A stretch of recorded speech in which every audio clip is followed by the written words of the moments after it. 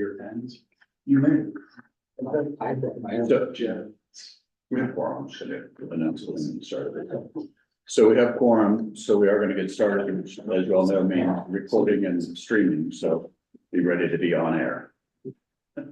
All right, Janine, let's start. Oh, sure. So, welcome everybody. I'm Sean Danielle, I'm co-chair along with my colleague Paul Devlin. And members of the committee are here. We have guests. We have a guest from the Garment Center. We have people on virtual, I think, that are attending. So this is the land use meeting, MCB4 Hell's Kitchen, Clinton. And Paul? Just to read through the protocol of hybrid meetings for everybody, welcome to the Hell's Kitchen Land Use Committee meeting of February 2024. Manhattan Community Board 4 has adopted a hybrid meeting policy whereby we will meet in person with a remote option. All community board meetings will require an in-person quorum to come to order and conduct business, which we have right now. Committee members are expected to attend meetings in person unless they have a disability or an extraordinary circumstance as defined by the New York State Open Meetings Law. Excused committee members attending remotely can fully participate in the meeting and must leave their cameras on. Due to public health best practices and space limitations, we encourage members of the public to join virtually. Members of the public that are attending remotely can fully participate in the meeting. The MCB4 hybrid policy can be found on our website. Tonight's meeting is being recorded and is currently live streaming on YouTube. With that, we have one item on the agenda for this evening. It's the Port Authority Bus Terminal Replacement Draft EIS Review. We have a team here from the Port Authority, and we'll hear a presentation from them and then open up for discussion. Before we get started though, I might want to just have everybody in the room, if you introduce yourselves, the owl speakers will pick up your voice and the camera will focus on you so people can see who you are. So let's go on, committee members, introduce yourself, please. Brian Weber, public member CB4. Joe Restuccia, Member. Sandra Miller, member. Dolores Rubin. Bob and Paddle, public member. Ted Arenas, public member. And we want to welcome the co-chair of the Waterfront Committee who's here with us. Thank you. Waterfront Parks. Leslie Bogosian Murphy, co-chair of Waterfront Parks and Environment. And we have a guest from the Garment Center. Jane Rossman, Allied Government District Alliance. And we have a guest from, Nick Sullivan, Cook Housing Development Company. welcome, and also, Bill Kehoe, a resident of Hell's Kitchen. very welcome. Anna Siegel, resident of House Kitchen. Well, welcome everybody, and I think we'll have people up there who will be attending also. So welcome, especially a welcome to the Port Authority folks. Ophelia and Hirsch and Leilani, am I pronouncing your name correctly? So we want to welcome you and we want to tell everybody, we've been working with some of these folks for a couple of years in a most respectful and productive manner to get this project, the terminal replacement, going. And so, welcome, Rachel, another member of the committee. Hello, Emily. So we are especially privileged to have you all tonight to give us an overview of the project and maybe touch on the DEIS, which we have to respond to, and maybe going forward, what the timetable is. So Hirsch, welcome and thank you for coming. So, you have the floor.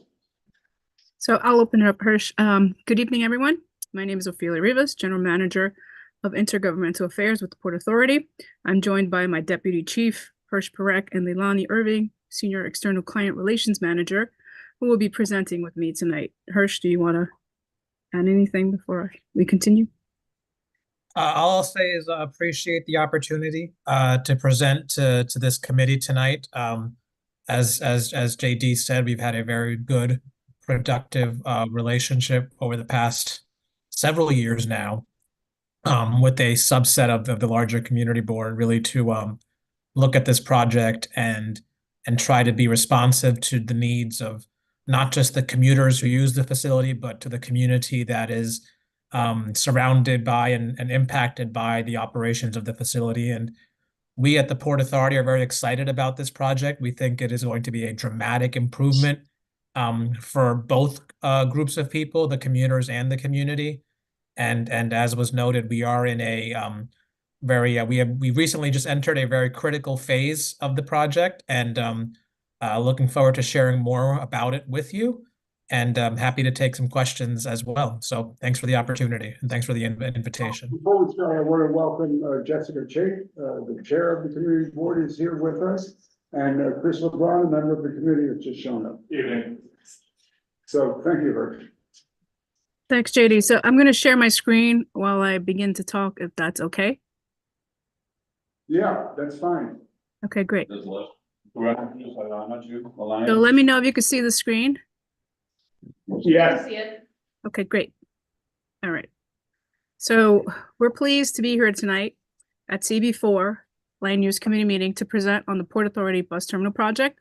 We'll cover the project overview, community engagement, site plans, construction plans, public hearing schedule, and how to submit comments or questions and next steps. As we mentioned in the February 6th community information session, the draft environmental impact statement for the bus terminal project was released by the FTA on February 2nd, kicking off the public comment period. We will share details on how to provide feedback and a full list of upcoming hearings, both in person and virtually.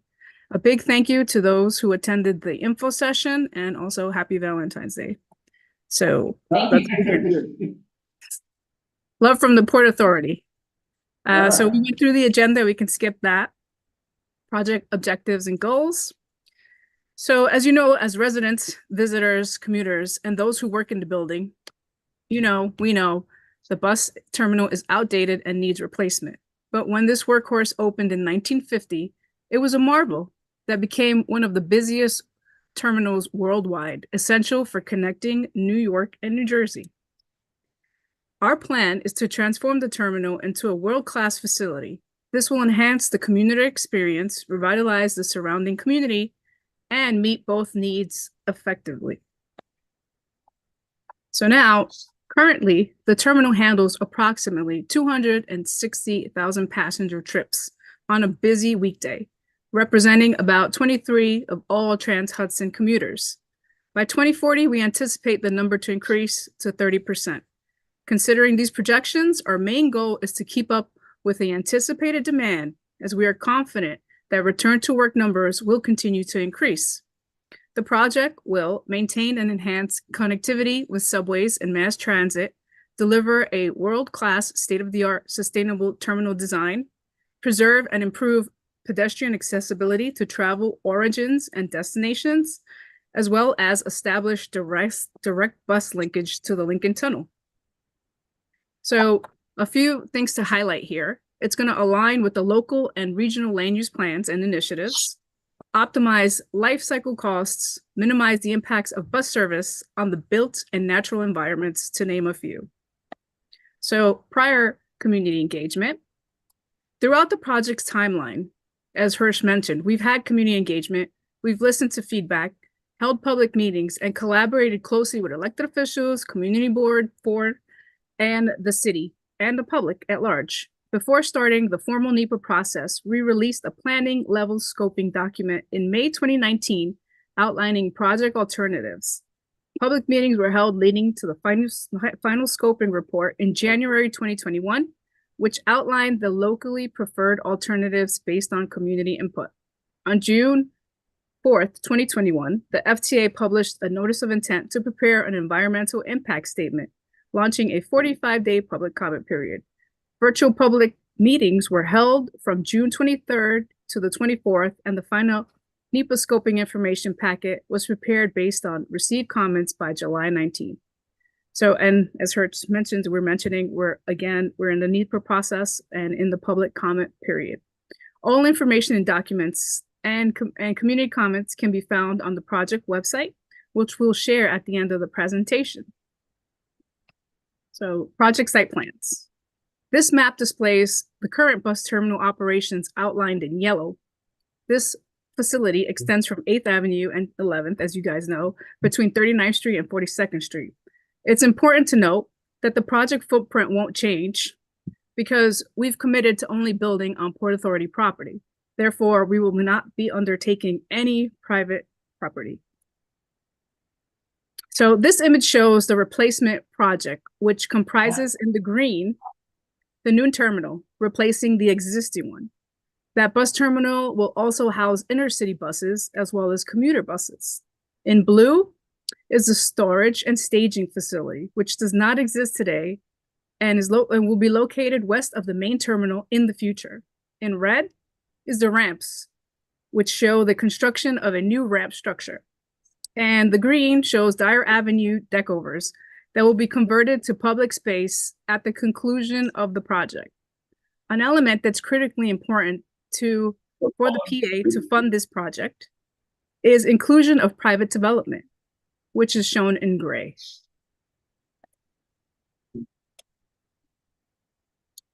Next up, this slide shows the $10 billion redevelopment project, which again is the main terminal between 8th and 9th, staging and storage between 9th and 10th, and the ramps on 10th and 11th. That will connect buses directly to the Lincoln Tunnel without a bus ever touching or clogging community streets on its way to or from the bus terminal.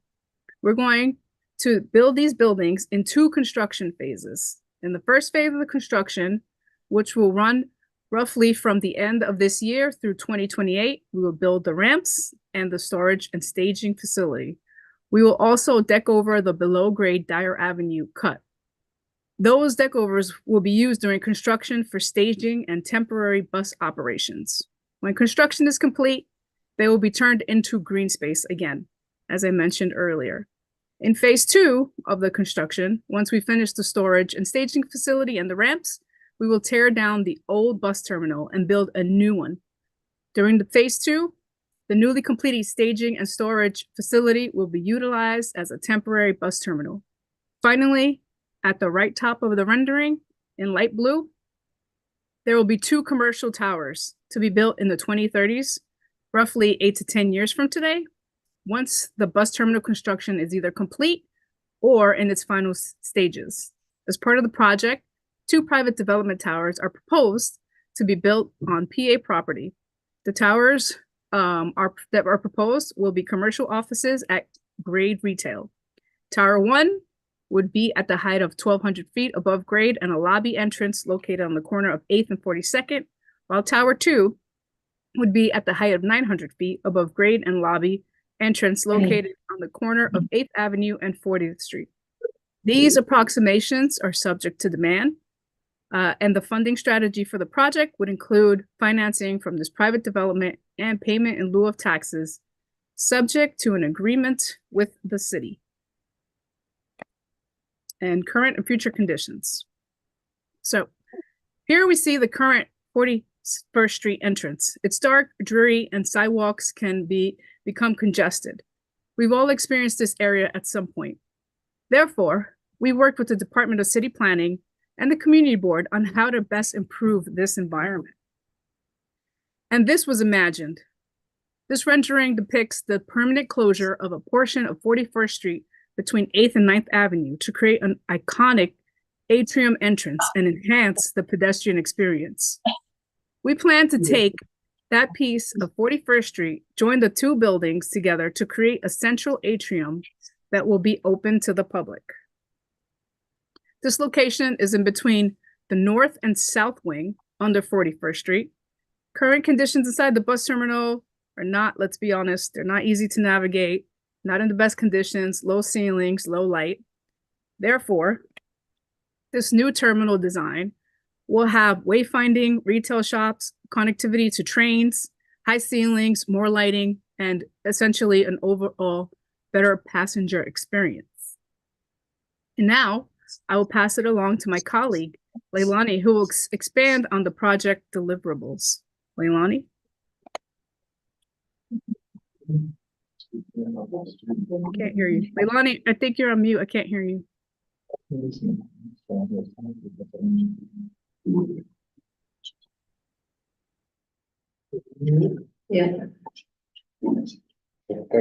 Still no line.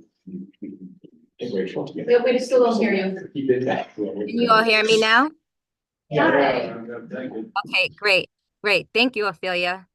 Good evening, everyone. Good evening, Community Board 4 members. It's a pleasure to be before you all today.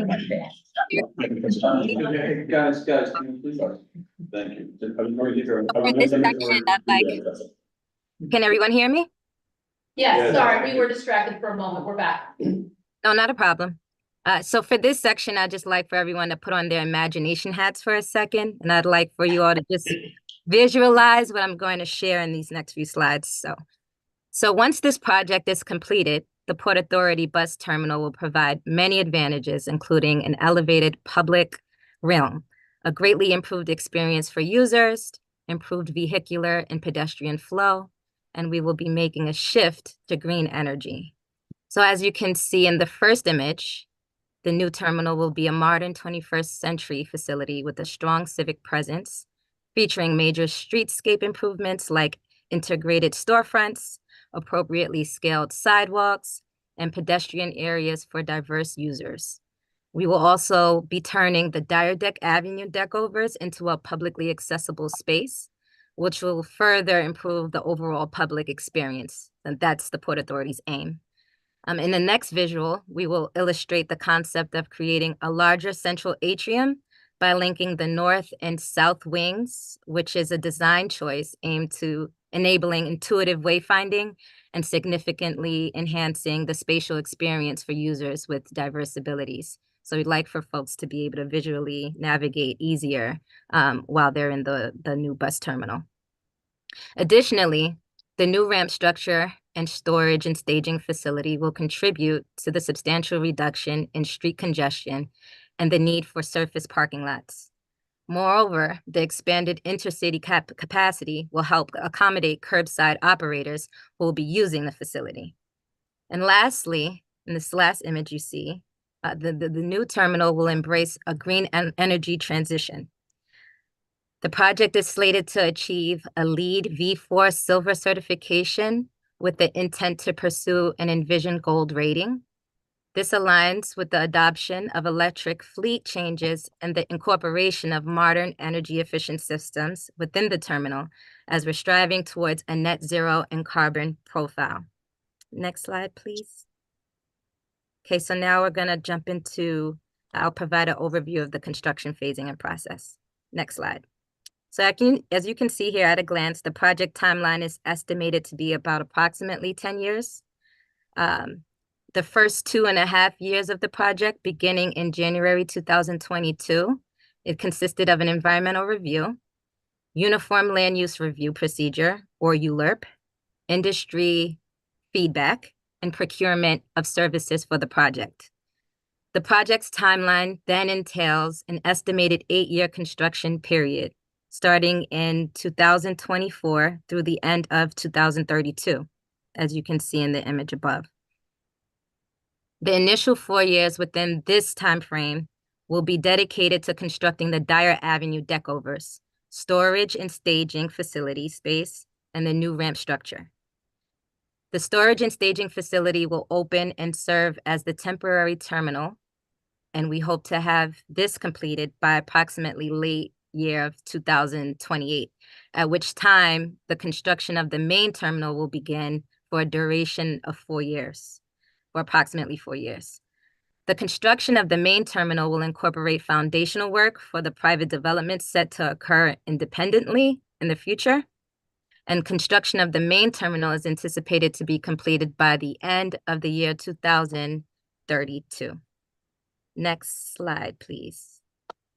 Okay, and in this next section, we'll conclude with an overview of the timeline and next steps of this process and where we are.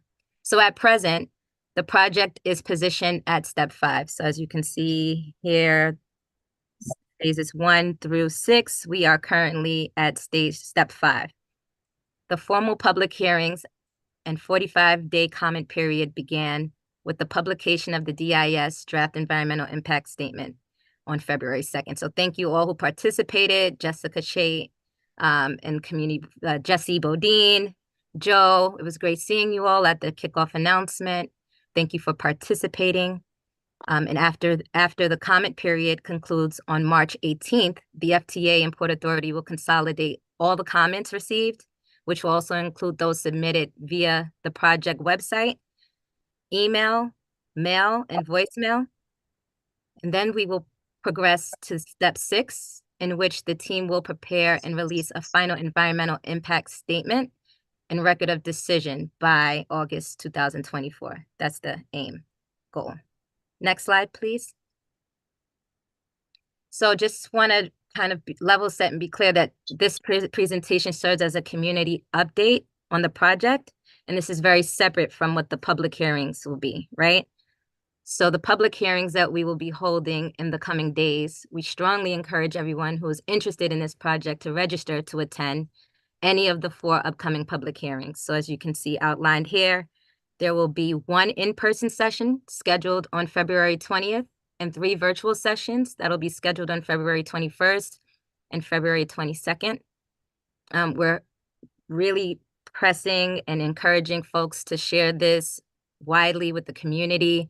We want to make sure everyone has an opportunity to, listen to the presentation. It's very thorough, it's clear.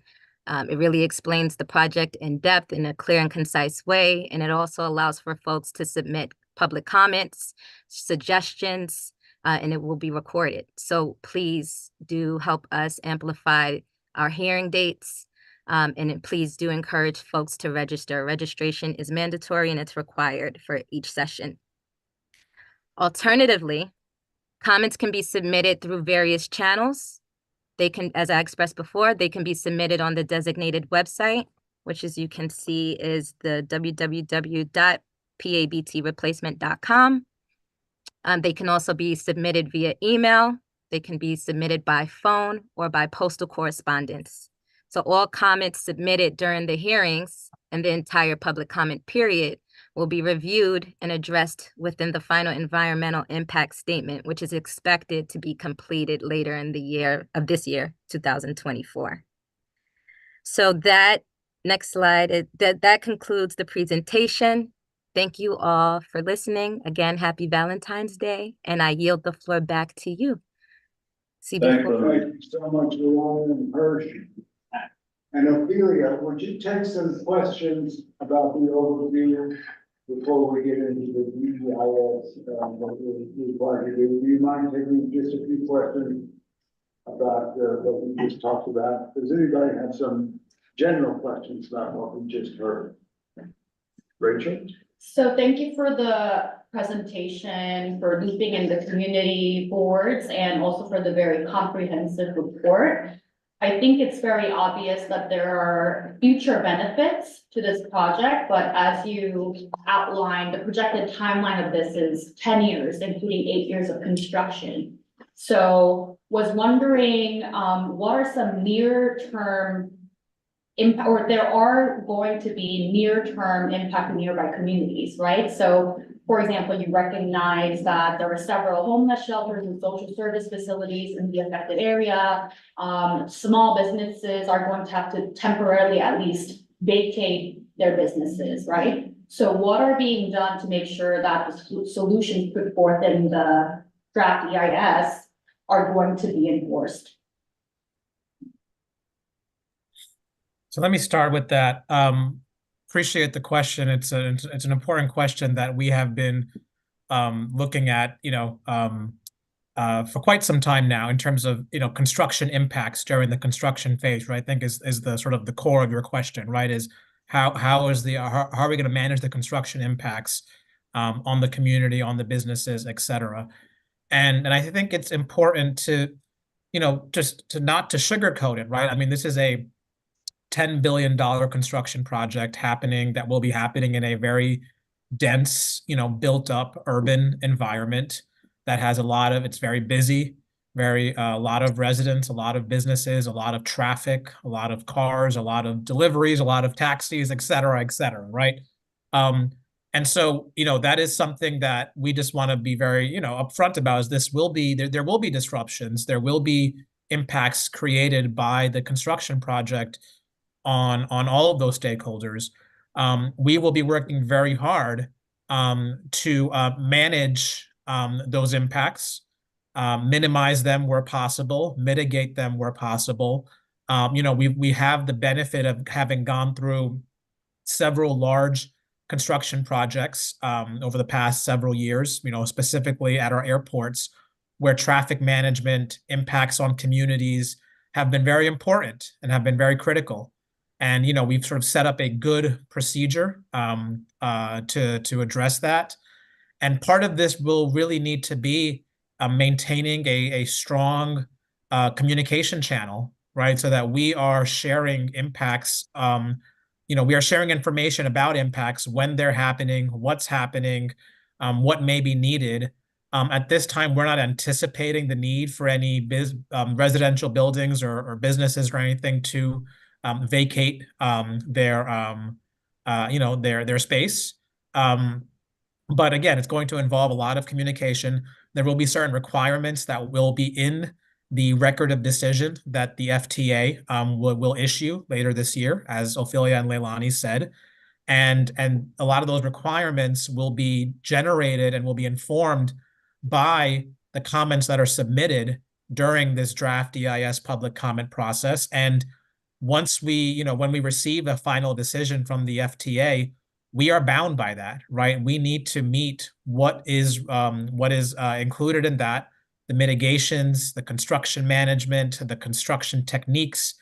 All of those are things that we are bound by as part of the decision that the FTA would issue. And I just do a Sure. quick follow-up. So I'm sorry, I'd just like to also add. So just so you know, we're not in the construction project, the phase of the project right now, but we kind of started being mindful of the community. For example, we've been doing like soil borings and test pits in the area, which I'm sure some have heard complaints about the noise. So what we did, which is our job as Intergov, is to take the concerns of the elected officials, the community impacts, right? So they were complaining about overnight work. So what I did was I worked with the team and said, hey, can we reduce the amount of night work? So the team looked at the schedule and they worked with DOT to decrease the number of nighttime work, so that, yes, we did have to face the reality where some nighttime work was unavoidable because it was near the ramp, the highway, so you can't, DOT won't let us close that during the day. But the other stuff that was like, say, for example, on PA property or other locations where we found, instead of doing everything at night, we changed it to daytime work. So that helped to alleviate and reduce the number of noise. So we've already started doing that, and we're going to do our best to work with the community. It won't be a perfect process, but we're extremely mindful and sensitive to the community. So when possible, we'll adjust accordingly. Thank you for your follow-up. thank you for the additional color. I feel like that was really helpful. And as Hirsch said, I think communication is a great start, and it's obvious that you're mindful of it and taking action already, which I appreciate. Wondering if it's not too premature to make some of those kind of short-term mitigation strategies a bit clearer and loud and clear in the DEIS, because you do a really great job in kind of laying out, the alternatives consulted, and then why you are, proposing the solutions that you are more longer term. But because obviously the community has an immediate concern over the impact that this project might have in the short run, right? So wondering that would be my suggestion. Obviously, we're gonna have a committee-wide discussion, but that would be my initial reaction to the current draft. Thank you. Can I just ask just sort of about housekeeping tonight, maybe in structuring this conversation? You're asking a very important question about construction. We have to discuss the physical plan of this project, and there are multiple stages of that. So for the sake of doing this, should we, amongst ourselves now, decide how we want to structure this evening's conversation? Because the topic you're bringing up is a whole category unto itself, and it's almost we're putting the cart before the horse. Because I thought I was being general because you guys asked for general Right. questions, but I think that works too. No, I think it's a really general question, but I think that there's so many things that we need to. These are general questions. Okay. Respond to this, and then So my general question is we're gonna get into the deep. The response to the They're not gonna be there. They're not gonna be here. They're not gonna be there for that, so. I'm sorry, what? They're not gonna be here for that. The Port Authority may or may not stay for our whole discussion. Right. But they can look at it later on That's right. on YouTube, but we're gonna get into these details in detail. Yeah. After this. Thank you for your. And I think a lot of those comments and questions and issues, you know, it'll be something you'll need to, you should submit as part of a comment to the draft EIS, right? And I know that's something that you will be reviewing and discussing as well, so, yeah. After we're doing here. Yeah, we will be. I didn't have a question, I just have a comment, and this is for folks that may not be as familiar with Port Authority projects. One of the things that we learned when they were working, not in our community, but for the World Trade Center, et cetera, that is an area that has businesses that also has had more residents than previous. Even though this agency is a behemoth, it was very sensitive to the communities, all the communities. And it was very thoughtful in the process. And I think that we've also seen with the working group how they've worked very well in the last few years in having that open ear. And I think the important thing about communication, to piggyback on Rachel's comment, is who you're including in that communication. It's great to communicate with the community board, but not everyone is plugged into what a community board does. So hopefully there's also the opportunity to coordinate with business improvement districts, with larger business groups, with the Office of Tourism. Clearly, not all of our residents' main concern. However, the economics of the city really depends on a lot of that activity in that area. So we love the fact that we're going to be in that conversation and we're going to be advocating for the residents, but hoping that the Port Authority brings into the tent a lot more voices to ensure that we don't miss anything. I think that's understood. And actually, we've already started engaging with the bids. Also, we've started engaging with the Manhattan Chamber of Commerce in advance of everything. So we're definitely open to suggestions on other stakeholders who we should invite to the fold. We're here to make sure as many folks as possible are brought into the conversation or where the project's happening. We want folks to get caught up before there's shovels in the ground. So we can connect, or I can work with Jesse if there's a team or a stakeholder that we didn't hit, I would like to add them. Thank you for that. Thank you for that. Yes, Chris. Thank you, Chris LeBron. Thank you for the presentation. Thank you for continuing to work with this community board on historically what is probably the biggest creator of a health crisis outside maybe the Cross Bronx Expressway in New York City. My biggest concern here is that the project really doesn't take its first steps to remediate and to address its transgressions against the people of this community with regards to their health status. I was really eager, and this is context into what I want to larger talk about in terms of federal studies in the state and your responsibility as the Port Authority. But I was really eager about a year ago when Richie Torres, Congressmember Torres, was looking to get federal grant dollars to address the Cross Bronx Expressway. And there were certain rubrics that you had to match for these zip codes. And Hell's Kitchen almost fell into that rubrics of federal need to address the health crisis of cars and buses. And it didn't because of new development in the 11th Avenue and 42nd Street area. It actually skewed the AMI to a tipping point where our most needy and most needed residents are getting actively ignored. I've seen in the report that the bus project that you're proposing does not address carbon emissions outside of carbon, it doesn't address carbon capture. That's a problem. It doesn't create the ample park space that we need. That's dictated by guidelines by the federal government. I love the capping on diaper, and I believe that was a long-term ask out of the South Hell's Kitchen Coalition project, but we need to address this federally for North Hell's Kitchen in Midtown as well. Lastly, but not leastly, 50 years ago, there was a bright idea to try and put the World Trade Center where World Wide Plaza is today. You're asking us to sign on to a tower that's larger than World Trade Center 1 in the most polluted air in New York City. That you really have to start addressing the health crisis that you created and inherited now.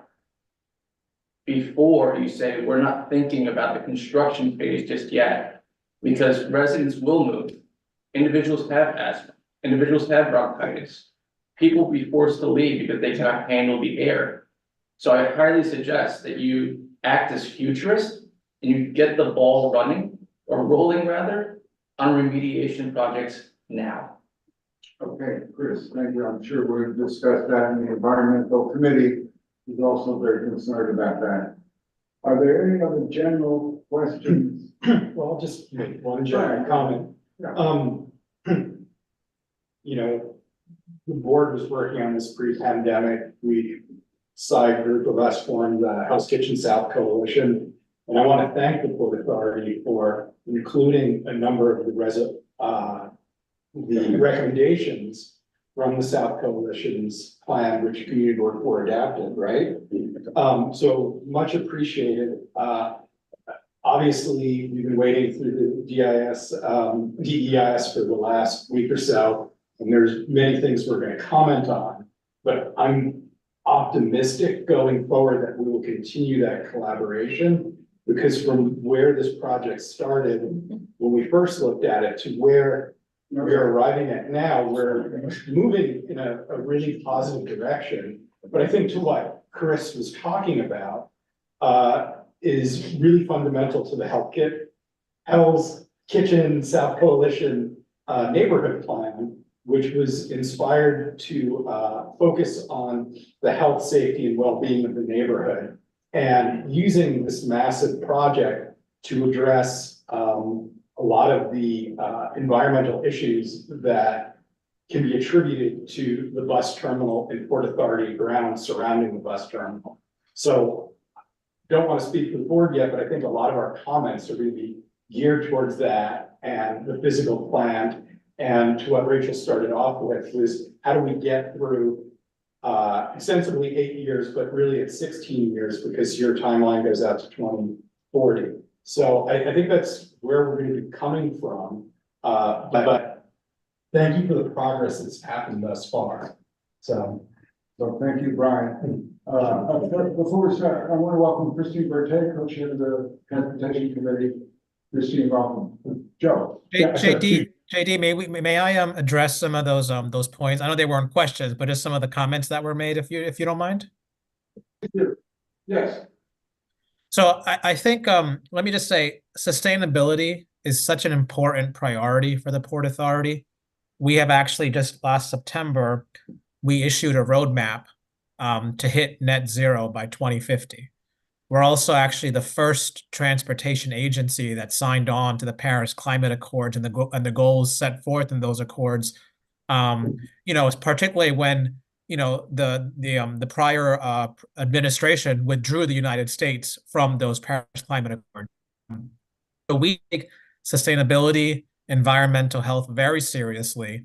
This is one of the reasons why we need to make sure that this new facility can accommodate electric buses, right? The current bus terminal cannot accommodate that. Now, we are working with our partners at New Jersey Transit and the other other companies that use the bus terminal, and working with them to see how they plan to transition their fleets to hybrid and to electric. But we need to make sure that our facility can accommodate that, because we do anticipate that will happen. With this moving forward, and as the project moves forward, some of the other issues in terms of environmental health that we really try to take into consideration with this project is taking those idling buses, which generate tremendous amounts of pollution, off of the local streets, right, and having them staged inside the staging and storage facility that was described. Also having a direct connection from the Lincoln Tunnel into the facility to, again, reduce those issues that occur on local streets. Taking some of the curbside intercity buses, right, the megas and the bolts that right now not just clog streets, but also emit, create a lot of pollution on local streets, moving them into the bus terminal facility. Creating almost between 3 and 3.5 acres of open space, green space, that this community, as you all know, intimately, sorely needs. So, and then last thing I'll just note is we do have a clean construction program, and we will expect that our contractor will follow our clean construction program, which will try to reduce the environmental impacts of a construction project, especially one of this magnitude. So we are certainly paying attention to in the environmental impacts of this facility, of this project, and of the new facility. And we are doing what we can to address that issue throughout this timeline. Thank you, Hirsch.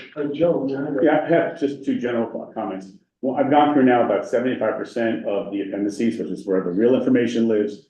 And just want to note that it has been impressed upon me that the degree of construction and the nature of construction and the adjacency of construction is much more than we, even in the working group who went through this month after month after month, have come to understand.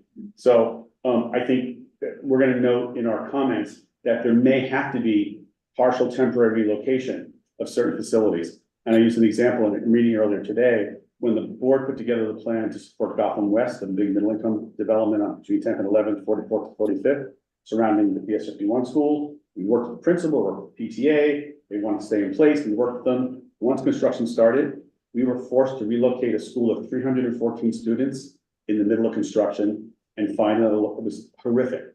So in this case, where we have a daycare facility in Metro Baptist Church, that will probably have to be, we should use that lesson to say, let's figure out a way to relocate that up front, right? Elderly tenants who are in their homes all day. And I will say something from a very direct personal point of view. It didn't occur to me, my Clinton Housing office is 12 feet from the ramps that will be demolished. That may be a difficulty for some period of time. So these are the kinds of things I just say that as we're digging into it fully, we need to think about a different approach, because I think we've gotten through the good part, which is, and I say this to all my colleagues at the port, from where we started to where we are, it's a miracle. Let's just say that up front. But then to where we're going, a different story. The second general comment is, we really need to give you comments on cleaning up the errors and the incorrect information in this EIS. There's a constant referral to 4 towers, there's only 2 now, but many of the sections reference 4. There's references to development projects that have not happened or will never happen or that are done already that show as development in the future. All these things have materiality, but they inform the impact the EIS has on something. So we're going to give you lots of specific things, and we know this is a huge job, but getting that cleaned up in the end is really important. So we have a good base working document that gives us the true impacts. And I'll give you a simple one. There's a section about open space, and it talks about that the Teresa's Park and the dog run are not public open space because they're not open to the general public. However, they're open to the general public because there's a key for $2 that anyone who lives or works in the neighborhood. So there was a misunderstanding of that. Someone didn't go to that nuance. So we will bring these things to your attention and work through them one by one to help you get better informed and us get better informed so we know how to manage this going forward. Thank you, Joe. Got that? Thank you. Appreciate that. I just want to make one comment, unless there are other comments that want to be made. Christine, where are you? There you are, Christine. I'm here. Okay. Go ahead. Thank you, JD. Well, I wanted to follow up on what Joe said, and also say, you know, considering where we are coming from, it's the progress have been extraordinary, and you know, the attitude of the Port Authority has been amazing and going way beyond what we expected. So that's being said. You know, what Joe says about the construction, as I was reading the DEIS, it is also a little bit, I would say a little bit scary. You know, on certain streets, 36, 37, 39, there are going to be more than 15 minutes delays during the construction. So I think it's going to be very important that to take that traffic and factor it in on the air quality, because, you know, if people are waiting for 15 minutes, the emissions are really bad. And, you know, how are we going to function in this district with that level of stress? and noise probably, because as you know, people who go to New Jersey for whatever reason, they're obsessed with honking, right? So I'm just making a joke. This is everybody's obsessed with honking. But so the secondary impact of the transportation are very big. And we are going to look to you and your engineers to really tell us how we're going to do that. When I look at it, I'm a little bit scared, even though some of us live at ground zero of ramp C. This is huge, and this is an enormous impact, and we are going to need to talk in detail about those things. And Christine, I'll just say, I think for the board or for the committee's awareness, just last week, our Port Authority Board of Commissioners just approved an additional $200 or so million. I think it was $210 million to advance further design and engineering on the rest of the first phase and the second phase of this project. But part of that authorization also includes setting up sort of a traffic management office, right? Because we know that is going to be, and as I said at the beginning, this is a very heavily congested area already.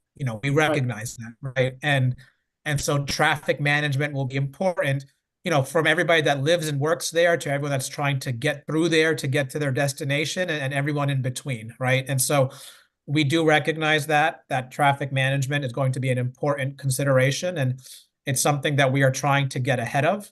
And really, I think we've really learned some great lessons, as I said, from our airport projects, and I think those lessons will be certainly implemented here. And look, there will be some times where we will make mistakes in the traffic management. I don't want to say it's going to be perfect all the time, and we will make mistakes.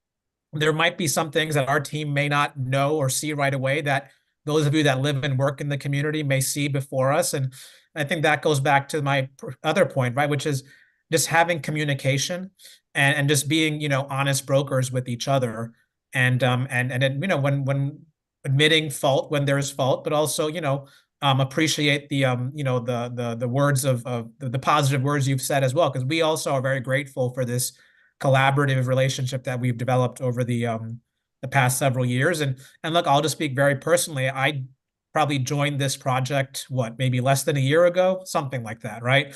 And the working group suddenly saw this new guy come onto these meetings, and I've greatly appreciated what I've learned. And I think from you all, and like I said, the partnership that we've had has been very, very helpful. Thank you. Thank you, Christine. Thank you, Hirsch. I want to make one comment. We have gone a long way from 2019, when we met at Bethel Baptist Church, and Christine led the chant.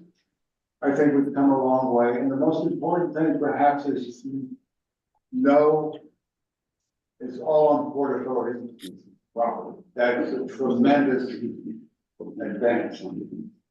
I think we also should not forget that Port Authority is part of a larger community. So beyond 2040, you still need to be part of the community. And part of our concern was knitting the two halves of Hell's Kitchen back together to make Port Authority a part of the community, not stand apart from the community as it does now. So in the future, past 2033, 2040, we need to keep working together. Yay, I see. I think we're being too nice. You're absolutely right, JD, you're absolutely right. And, one of the, I think and I don't know if we covered this in great detail, but one of the other, I think, really exciting parts of this project is the bus terminal itself will no longer be this fortress where there's sort of no, it's not welcoming. If you're not a commuter, it's like you're being blocked out, right? We don't want you inside. And, the significant increase in street-facing retail, both in the main terminal as well as in the storage and staging facility, again, is really intended to make it a more of a welcoming facility and make it something that is not just for commuters, but that, with these retail shops, that the community can also really enjoy and improve the walkability, the safety, the quality of life, of the homes and businesses that surround it. So we're really excited about that and look forward to really talking more about that in the future as this project advances. But that's going to be a big, big change. And then to your point about, Port Authority remaining sort of a neighbor and continuing to engage, I mean, that is so critical. I mean, and again, I hate to keep going back to this, but it's the project that brought me to the Port Authority initially, and that's LaGuardia, right? LaGuardia Airport is largely finished, but we have not left the community. We still engage with the community. We're still present in the community. We work with the community boards, the civic associations, the business groups, block associations. And so, we are not looking to say, all right, project is finished, goodbye. This facility will be here until well past all of us, right? And we need to make sure that that we remain present and engaged and maintain good lines of communication. And just to add to that, JD, real quick. So because of the community board's fierce advocacy, that's the reason why, which you alluded to, we built solely on PA property because of your fierce advocacy. And this is an iterative process. We know it's not perfect, and we'll continue to improve where we can. So we appreciate the partnership. Thank you, and I want to apologize for being so nice to you this evening. I know that was not expected, so. Just wait for WPE to come up. So I guess that's to say, Community Board 4 is going to ask a lot more of you in this. And, we appreciate where we're at so far, but there's a lot of questions and there's a lot of concerns, and there's a lot of things that were asked for in our neighborhood plan that we haven't seen in this yet. So we're going to push. I think you're aware of that as we go through the EIS with our suggestions and our concerns. In other words, the politeness is stopped. Let's get into the meeting. Go. So before we start, Hersh or Ophelia or Leilani, do you have any guidance on how you would like us to respond to the DEIS? Well, I I think we know what to do. yeah. Let me just, I think the other, really, I would encourage folks, if they're able to join us at the public hearings and speak your comments in person. That can be in addition to whatever formal response that the community board sends as a group. I think having individual members come and share their comments, whether in person or virtually, I think will go a long way. And also, spread the word to your neighbors, right? Because I think as someone said, I don't remember who said it, but there are people that are not engaged with the community board that, are not active in other community organizations, but they might be your neighbors, they might be business owners, that you visit all the time. It's going to be incumbent on us to reach as many people as possible, but we need partners like you to sort of amplify that. So I think, JD, to your question, as you said, you're going to be submitting a formal community board response letter, comment, whatever term it is, to the draft EIS. But I would encourage individual members to come in and speak, share their own individual comments if they would like, and not to just rely on the community board's official group comment. First, just for information, that we can do that in our professional capacities, but we can't go speaking on behalf of the community board who hasn't taken a position yet. That's the sort of little timing thing. Understood. You can attend as a resident, right? And a lot of us go to that hearing, so it's a little bit. Right, as a resident, as an interested party in this community, yeah, absolutely, you don't have to attend as a member of the board. You can attend, in your personal capacity, certainly. I know, I as I tell the working group, I sit on my community board in Queens, and the number of times that I've heard people say, I'm a member of Community Board 8, but I'm not speaking on behalf of Community Board 8, right? That's sort of the qualifier that they provide at the beginning of their comments, right? So I get it.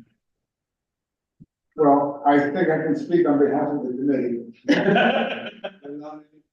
Julia and Hersh, we are very grateful that you came tonight to present this. And we're going to write quite a report of our concerns, which I think will help the project and help everybody, including the community. Are there any other comments that you need to make General. for these folks? Except to thank them Yeah, that's it. for coming. Okay, Okay. Please. thank you very much for the opportunity and hope to see many of you next week at the hearings. You want to ask them? I'm sorry, what'd you say? Yeah, absolutely. Oh, sorry, Leslie had a question. We have questions for them. Oh, you do? Oh, yeah. No, but she has very specific detailed questions. I thought we were gonna go through all of our points in detail and then maybe. Yeah, we're going to develop our ideas about the DIS. You. No, I understand, but we have questions for them, like. It's gonna be in the letter we sent. Yeah, they may not be able to answer. They may not be able to, this forum, they were presented, the structure was, they are presenting to us the overview. We are developing our position to send to them. No, I understand But what goes on, but, okay. Okay, so I think Okay, what I okay. understand is you wanted to pose some questions for the. No, but I mean, if we pose them in the letter, that's fine as well, but I thought maybe it could be easier and quicker done now, but Can I it's just okay. oddly defend the Port Authority, not my normal thing, but they're really constrained because they're in this federal environmental process on how they engage with us. They're not here as part of getting specific comments, and boy, did we hear this 4 or 5 times in the past month. They're here to make a presentation, and then I think what I would say is the best, if we want to get some quicker answers, get them to Jesse, so they are a working group, so they can. Well, no, see- we already submitted. Okay. We submitted to land use. Okay. Yeah. Great, okay. So thank you all. You're welcome to stay. Just like out here. Thank you very much. Happy Valentine's Day, everybody. Thank you. Have a good night. Put it on in Hirsch. Yeah, the CBA meeting. Christine, you're staying, right?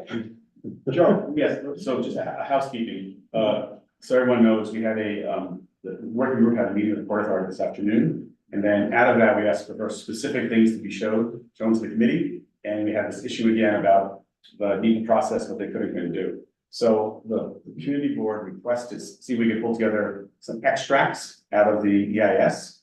And Janine, do you have that presentation that we prepared? Janine? Yes, I do. I'll pull it up right now. Okay. Right, and so just to sort of pull together is that this is super last minute because the working group is at a total disadvantage this afternoon. Being told they won't show certain images, so we gotta go into it and just pull it together into a quick PowerPoint to give us an overview of some specific things. That's the last image you need to go over first.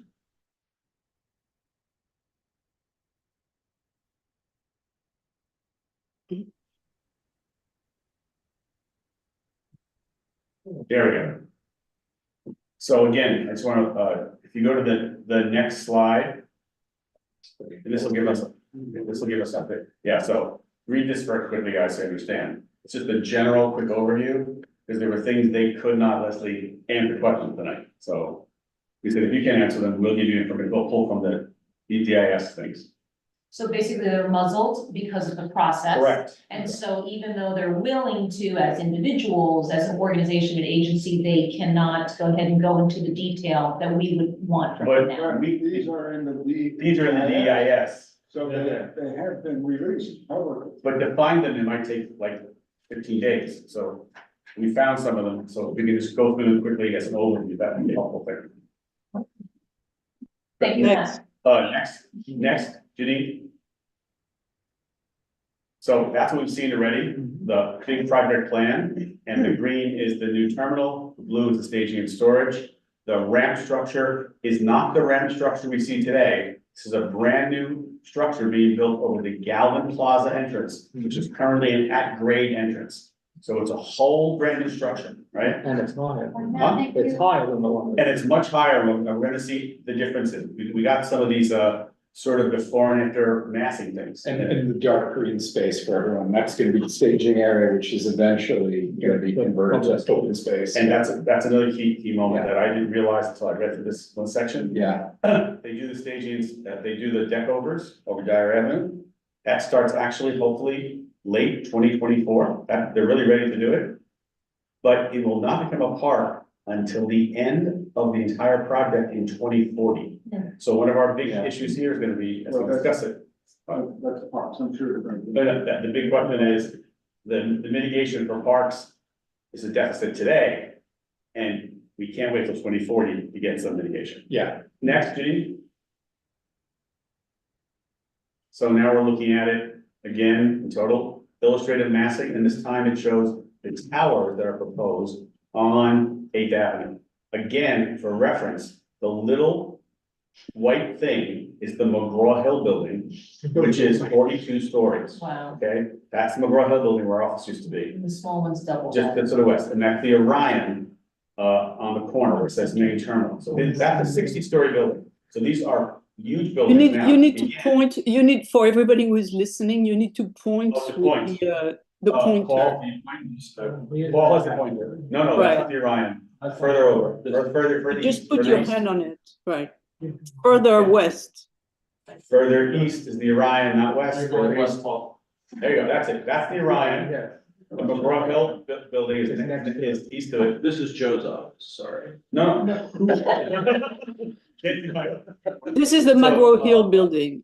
This was the That's McGraw Hill. McGraw Hill, right? And then the future private development, which will not be built by the port whatsoever, there'll be private developers doing this.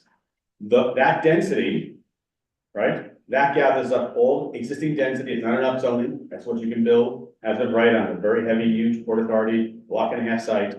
And that is density right over 12 subway lines. If you want to put density someplace, put it close to subway lines, obviously.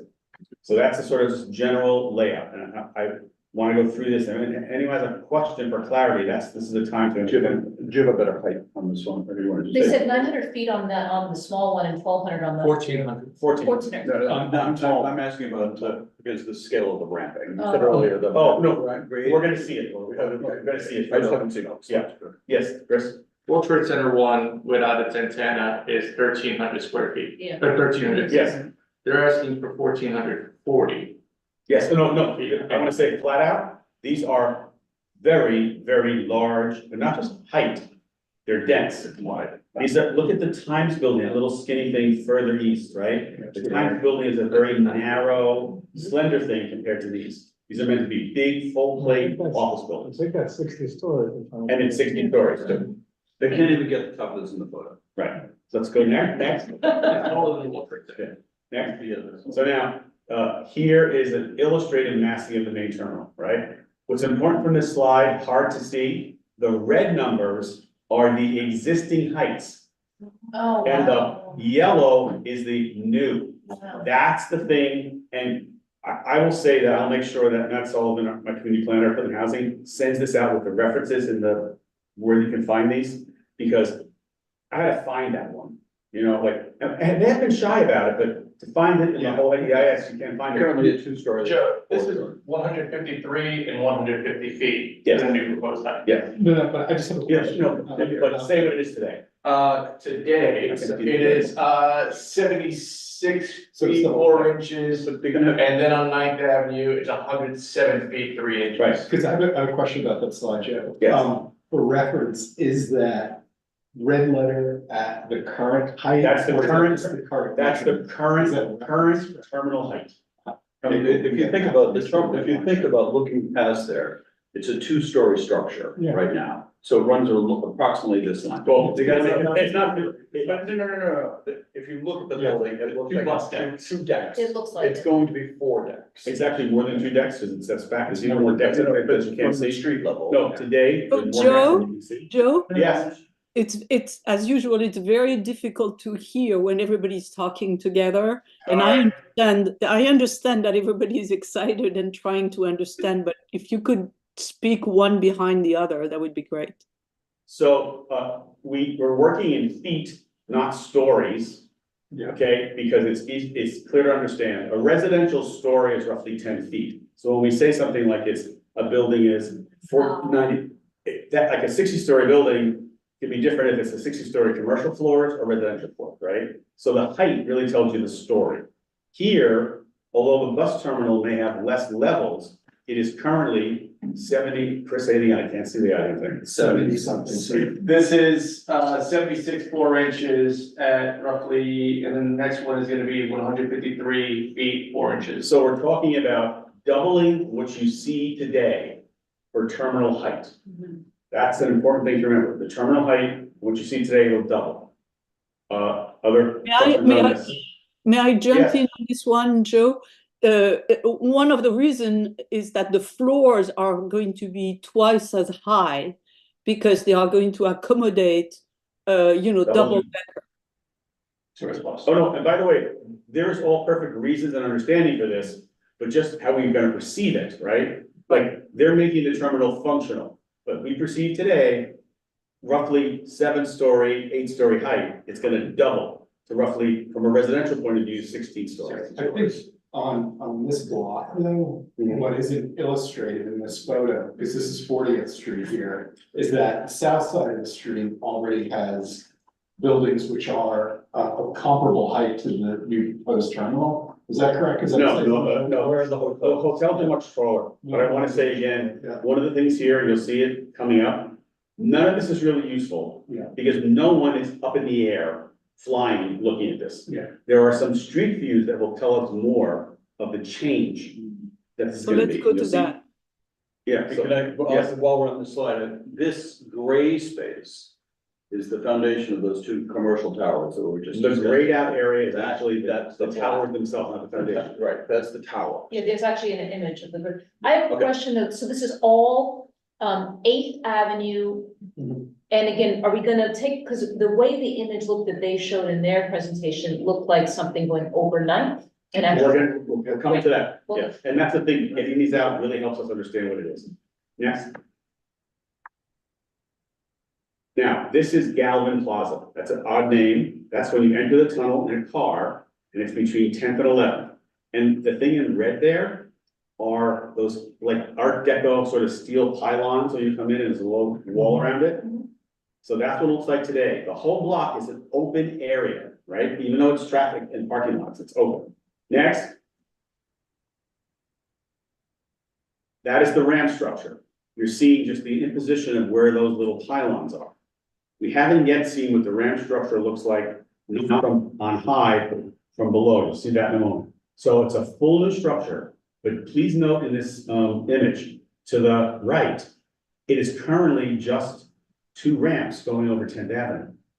It will now be multiple ramps. When you see the street view, you will all gasp. Next. You really will. So now we're looking at this whole thing, illustrated massing. This puts together, again, if you're up in the Empire State Building looking down, this is roughly what you would see. Actually, you would be much higher up, if you were the Empire State. You would, yes, you would be, yeah. This is the 100. You're somewhere floating in a plane. This is the 100. This is when we take a helicopter. This is the 150 feet mark right here. That's what we're right, looking at. that's right. That was the corner we were looking at, Right. where it was 75 and 150. That's this corner right here. Now get ready as we come into the neighborhood that we know. Next. So now another photo montage, right? This shows what it is today, right? And it's pointing toward the green McGraw Hill building, which we all know, very large building. Now, next, we'll show you when the project comes in. oh, This gives you the scale. The base of that building is the height of the McGraw Hill building. So these are quite chunky, huge developments. And again, if you have to build density somewhere, at this location, with all these subway trains, it makes perfect sense. But again, you have to understand it. Look at Manhattan Plaza. Paul, just point to Manhattan Plaza. It's further to your right. You change your orientation. Joe, yeah, This is a different orientation. You're looking south. Suppose we were looking north. Yeah, now you're looking south. Chris, Chris, I can do it, but. go to Manhattan. That's Manhattan These are Manhattan Plaza. So Manhattan Plaza, which is a very substantial 45 story, 42 stories. 45 Yeah. 45 story buildings will be much lower than this in terms of height. Okay, So before we were looking at it from this angle. Right. Now we're looking at it from this Yeah. angle. and by the way, these images are to keep you on your toes. That's what it's like, figure out where you're looking from. Next. Now, this is the existing Port Authority bus terminal. We all know this. That we just determined this is 75 feet. And we're looking southwest. Next, So double the height of the base of the terminal, This is 150 now. and you're still, you're not quite in the right, you're still a little bit aero there, not, but. Yeah. Okay, next. Now, here's where it's gonna get very clear. These are the ramps over 9th Avenue. Now, there's one very important and good thing happening with this proposal. I'm looking north. You are looking north, right? You're seeing the Pod Hotel on the corner of 42nd Street and 9th Avenue. You see the Oriole Building on Theater Row. That's right? our important block, right? Yeah, the Orion's on the right. No, you're on 30, you're on 30. Oh, 39. 39th Street, right? Yeah, 39. Now, Orion. and again, one important thing happening here, because the ramps are coming from so far west and all these levels are higher, the bottom part of the ramps actually move higher. That gives us a better view corridor up and down 9th Avenue. However, it is not ramps that is being replaced with. The plan you see, the terminal itself with bus gates will now extend over 9th Avenue to Dyer Avenue. So when I say next, let's take the breath. Next, yeah. So we're looking at a building over 9th Avenue. And it is hard to see here because this is kind of a faraway view. You're seeing more underneath it because in fact, it's much higher. It's like 30 feet higher at the bottom of the ramp, but it's not a ramp. It's a building. And one of the challenges we face is to figure out how to make it transparent. Should it be partially open, closed, the screening on it. This just shows you massing. This doesn't show you a real building. This is just massing. The big, Rachel's face is great. The challenge is, how do we work with the port to lighten up this thing so it is not this oppressive building over 9th Avenue? And it's about 16 stories. Yes, it is 160 feet high. Joe, you didn't just tell them to put red brick? Chris. Thank you, Morris. So Chris. we like the solid red brick in the historic parts. Underneath, actually, I'm sorry, one more thing I should know, they have agreed with that the facades that face the western facade of the terminal, and then on the western side of 9th Avenue, those will be masonry to tie into the historic district. Does that makes sense? But what's above, we don't, yes. Yeah, so the only thing comparable to what's being proposed in the United States, Okay, how about New York? it's not in New York. It's actually in St. Paul and Minneapolis, and that's the air, They're lower. no, I'm talking about like in terms of stacks. They are lower. I've been there recently actually, but this is really the only thing comparable that we have. But it's a bus terminal. Bus with- terminal, Right, they use not that to get out connecting of the- commercial to Right. commercial. And so remember, this is being built to carry the loads of occupied hundreds of buses. This is a huge steel structure. It's gonna be very heavy. So we're figuring out, we don't know what to do yet. We're trying to work through this as we saw it. We've been desperate wanting to bring this to the full community on the working group when we were constraining for the DIS issue. Yeah. So what you're saying is these gray panels here could be open and could be. This could be The glass. buses, This is just the the glass, glass. it could be. Okay, so until we saw the plans in the DIS, we don't understand exactly what was inside, exactly. The center is a concourse, it's a pedestrian concourse. Outside of it are the bus gates, and then outside of that are the bus roadways. So this, part of this could be open. but this is roadway, essentially. No. Saying it's all of it. Gates and roadway. It's, in here. when you walk through there, right? Yeah. It'll be like you're walking the Port Authority today. There's a big concourse, there's stores and stuff. right? Overnight. Overnight Avenue, Oh, and then there's, I you thought go it was to, just ramps. you go up to the bus gates, right?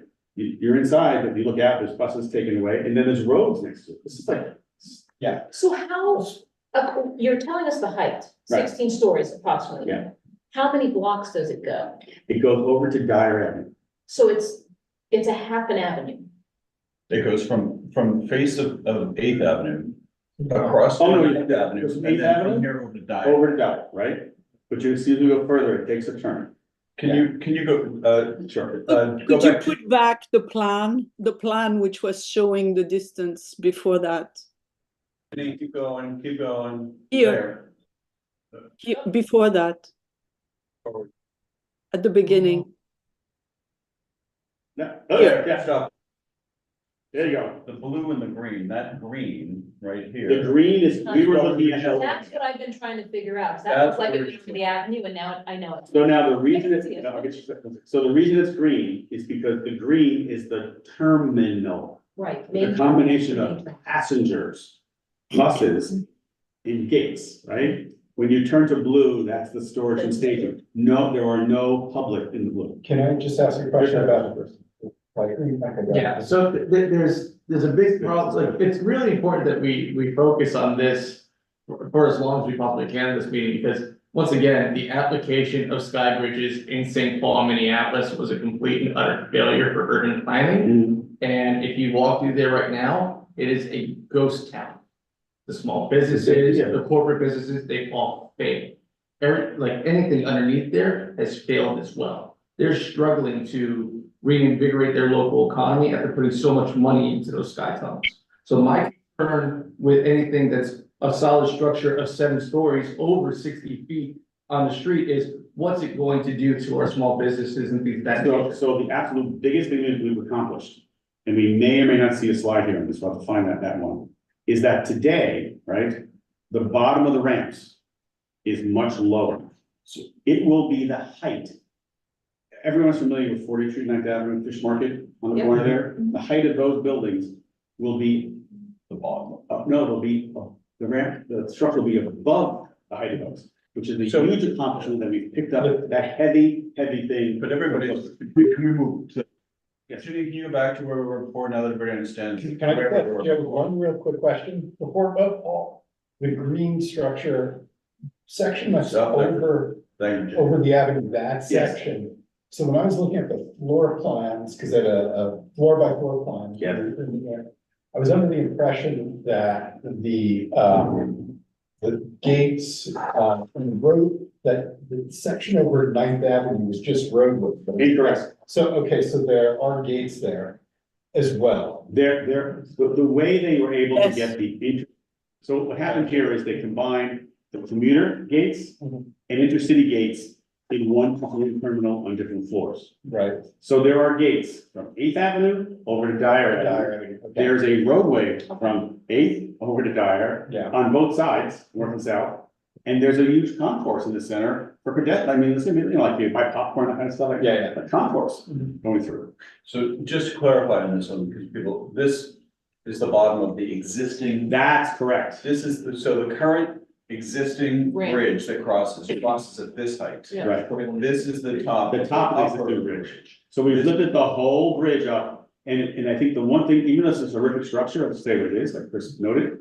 The fact that we can now have that huge height off the sidewalk up and down 9th Avenue for the pedestrian is a huge change from what it is today. Yeah. So that's the good part. Other part is how How does it get do treated? we fix this part Right right here? So keep going, it gets more interesting. Janine, you have a question, please? Well, sorry, How long is that? Like, is it 1 block long, like the full width? that is half a block, half a block north and south. Okay, So that's 100 feet. It's a lot. is that bigger or smaller than it was before? Bigger. What was it before? Well, it's rent, go back one slide, Janine. So wait, it's 400, it's across the avenue, and then west of the avenue, it's about 400 feet going all the way to Dyer Avenue. But the No, biggest thing is the that question is, what's the width Yeah. north, Just south? like, how long are you Ninth wondering, Avenue? basically? you're on, okay, well, And is that changed? It sounds like you are under, you're at 400 feet. you are under it longer, which is mostly half the block. The second part is, this is like walking under an L, right? You perceive it as bridges. Yeah. It will no longer be a bridge, it'll be a structure. And, you know, this is culture of bridges because it's 3 bridges, right? And so the width of them was probably roadway width, 50 feet of Yes. wide, and each of them will be 50 feet, so with 3, But 150, and then they, it's. but they overlapped. Yeah. They're not gonna overlap anymore. Right. Okay, let's go next. And next again. Now we're looking at 10th Avenue and we're looking from the south, looking north, right? The red line shows the bottom of the existing bridge. And really, there's one kind of double bridge here. It's not that wide. You can see a little bus on here. Little bus. Now again, gasping, holding, next. Oh, hold on, before you do that, this is where the new ramp structure would be, correct? We're gonna see. No, that's no, the it's to the left, to the left. To this. That's that. No, but it's the Now- connection, it's the connection between the two. Okay, yeah, thank you, just give me Yeah, a but it's not a ramp, let's see, next, Oh, yeah, oh, no. so, first, the bottom bridge gets reconfigured, but pretty much stays at that height. And that we've gone through major discussion with them about that, and that's because they need that one to get buses to that level in the staging and storage facility, right? So the staging storage has multiple things. It's- Suburban mall. It is these multiple ramps here, and what's this all about? Do you remember when we saw the image between 11th and 12th and the helix going around? It's getting the buses to the right height to hit the floors, because these ramps align with all the levels in the bus terminal. So you take your helix up to, you're on floor 6, you go right, and you go straight to 8th Avenue. You go straight to, and you're on 5, you go straight, so. But Joe, can I say something? Yeah. Just this is not the design. This is No. just a placeholder. So we're like, so don't, I like, just wanna say everything- one thing, no, this is the structure. no, I understand, but it could be vertical gardens. It could be, there's a lot of It's a environmental massive design that step. can go into it. I mean, right now, we're seeing a big block of white and a big block No, of green, but the Not design is. Wait, I'm talking about the ramp. No, I understand, but. This piece is good. Yeah, but I'm talking about all these are mock-up, I mean, the design elements have not even. No, been- it is merely massing, but I want to Yeah. caution everybody. These ramps, the engineering is not gonna change here. Right. They're gonna be at angles, there's gonna be this number. They've been engineered to make the floors match to get you as a bus driver to the terminal. So although we can definitely, Leslie, gotta treat them, figure it out, make it connected, but still, it's gonna be, it's a lot of ramps in Atlanta, right?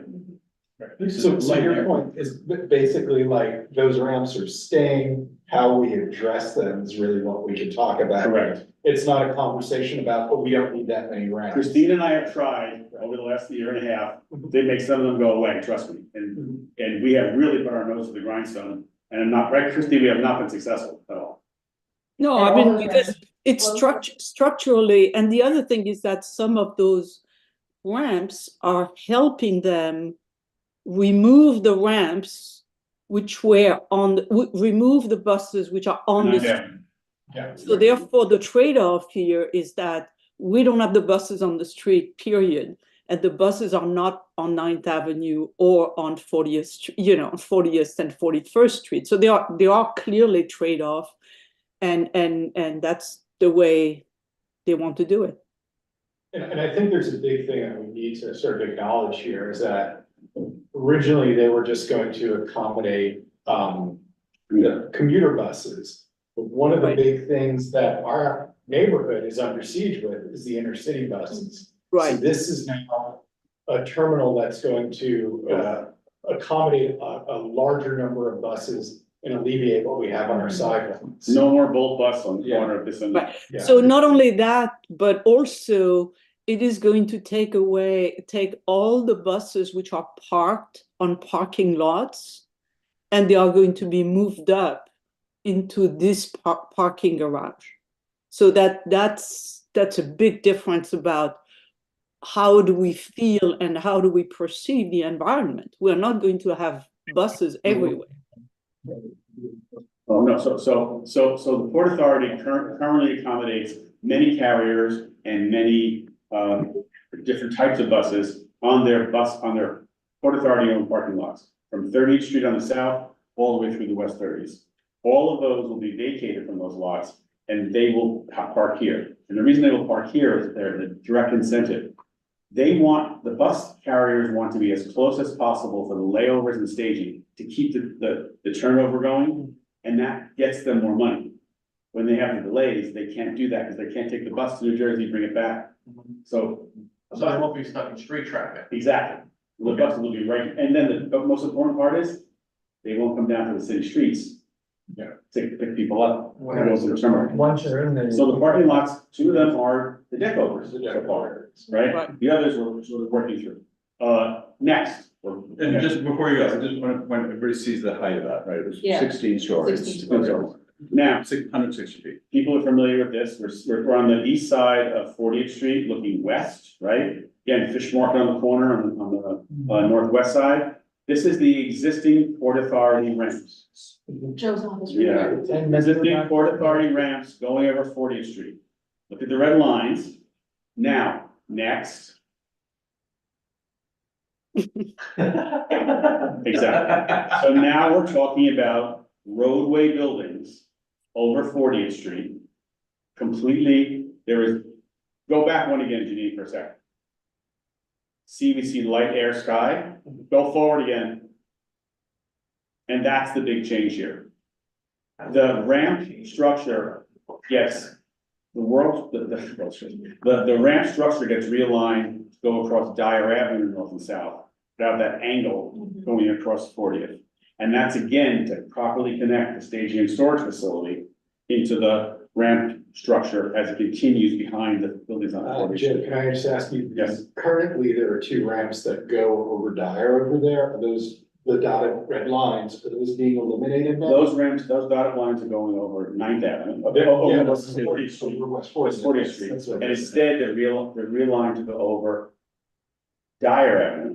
And Right. so, for So they'll be example, internal to the complex. They won't. No, they're- The question, are these red dash lines going away? yes, Yes. yes, right, and then one important thing, if you know this area by Dyer and 40th Yeah. Street, the ramps go over a parking lot, there's the shelter over there. Yeah. Those lots will be unencumbered. So there will be no ramps, and those are possible redevelopment locations, which is pretty amazing, like to take ramps that have been. Yeah. Prevent anything from happening for, Yes, Okay, next. So now this is an interesting one. This is the Galvin Plaza area. You're looking east, right? Toward, the Times building is in the back there, just, right at that pylon, right? That's that Times building right there. So this is a seat that you see all the time. You walk around there on 10th Avenue. That is all being removed. That's what this indicates. That's the historic feature of Lincoln Tunnel. And here's just the massing again of what that will look like for the ramp structure. Next. Oh, Yeah, that whole openness goes away. so it's capping Hmm? it, but it's capping. Wait a second. Well, it's not capping it. You're between 11 and 12. Oh, 11, 12, okay. Yeah, you're in Galvin, right? That's the DHL building on the thing. I was thinking. So there's a whole brand new thing, but important. Please note, there's 2 stories of retail.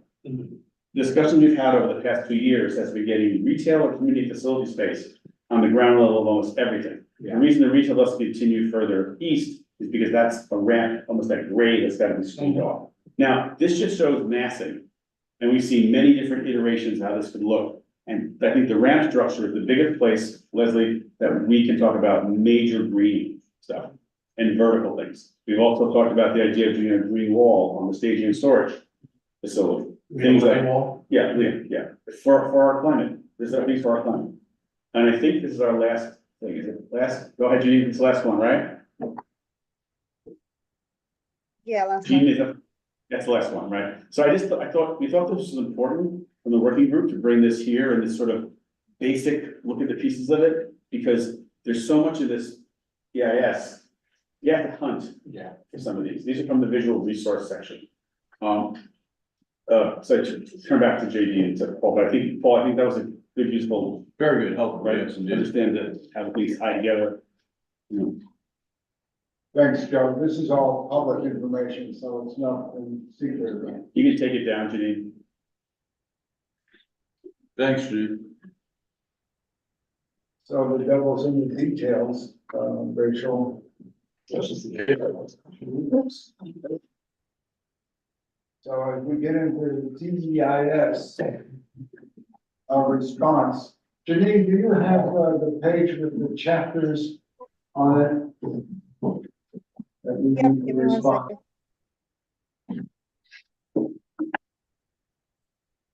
So our task is now to read the DEIS and to respond to things they've left out or they should put in or are concerns. And then I know. Go ahead. No, I guess. I mean, I've been wading through this for hours. There's a lot in here. My question is, since you've done the EIS responses before, Joe had, some of you have,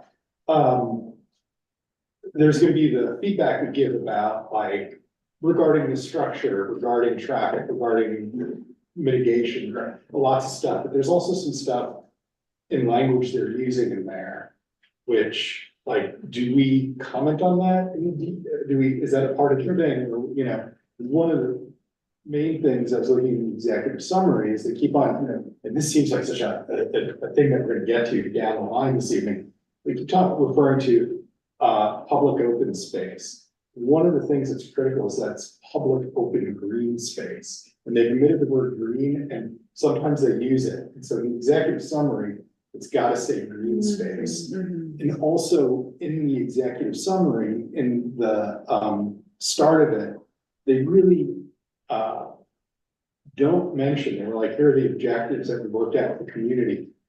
One big thing they forgot, and I think it was an issue Chris brought up at the beginning, which is when we all embarked on this, we were like, okay, we understand we're building a community facility, but we're a community, and so we're taking this from the community perspective. And what we want out of this project is to remedy the ailments that were inflicted on us by this infrastructure. And not only the bus terminal itself, but the roadway of Dyer Avenue. And so that's not in those initial bullet points in the executive summary. So it's something to the nature of remedy and mitigation of Yeah, that's because we're not a federal health site, so they don't have to. You know, so we need to force them to recognize it as a health site that needs to be addressed. Here's my response, we are not experts in this, we are experts in the community. right. So our process is tonight, we're going to assign, you're gonna do the executive summary, it seems. We're gonna gather all those responses, send it to me and Paul, we're gonna take it to the executive committee. We're gonna develop out of that a letter to go before the full board, because we only have 30 days. Right. So anything you wanna say, Brian, is valid. Right. So all that stuff, yes, let's bring it up, let's put it in, let's question everything. Okay. Don't bring it up now, you can bring it up later. Yeah. Oh, Say it's that's very scope. good. But is that a scope, can't be studied? Yeah, we're beyond scope now too, so. So that's Still very, have- that's very important. Very So being nitpicky is what you're saying, and then Yeah. also. Get it away. All strengths. And we're not experts, but don't, you know, whatever you want to put in is great, we'll talk about it. Just a second. Sorry, saw my No. question face. You guys are learning my face, it's Yes. just like the thinking face. Can I interrupt you one second? I'm sorry, but before you go into it, because I know.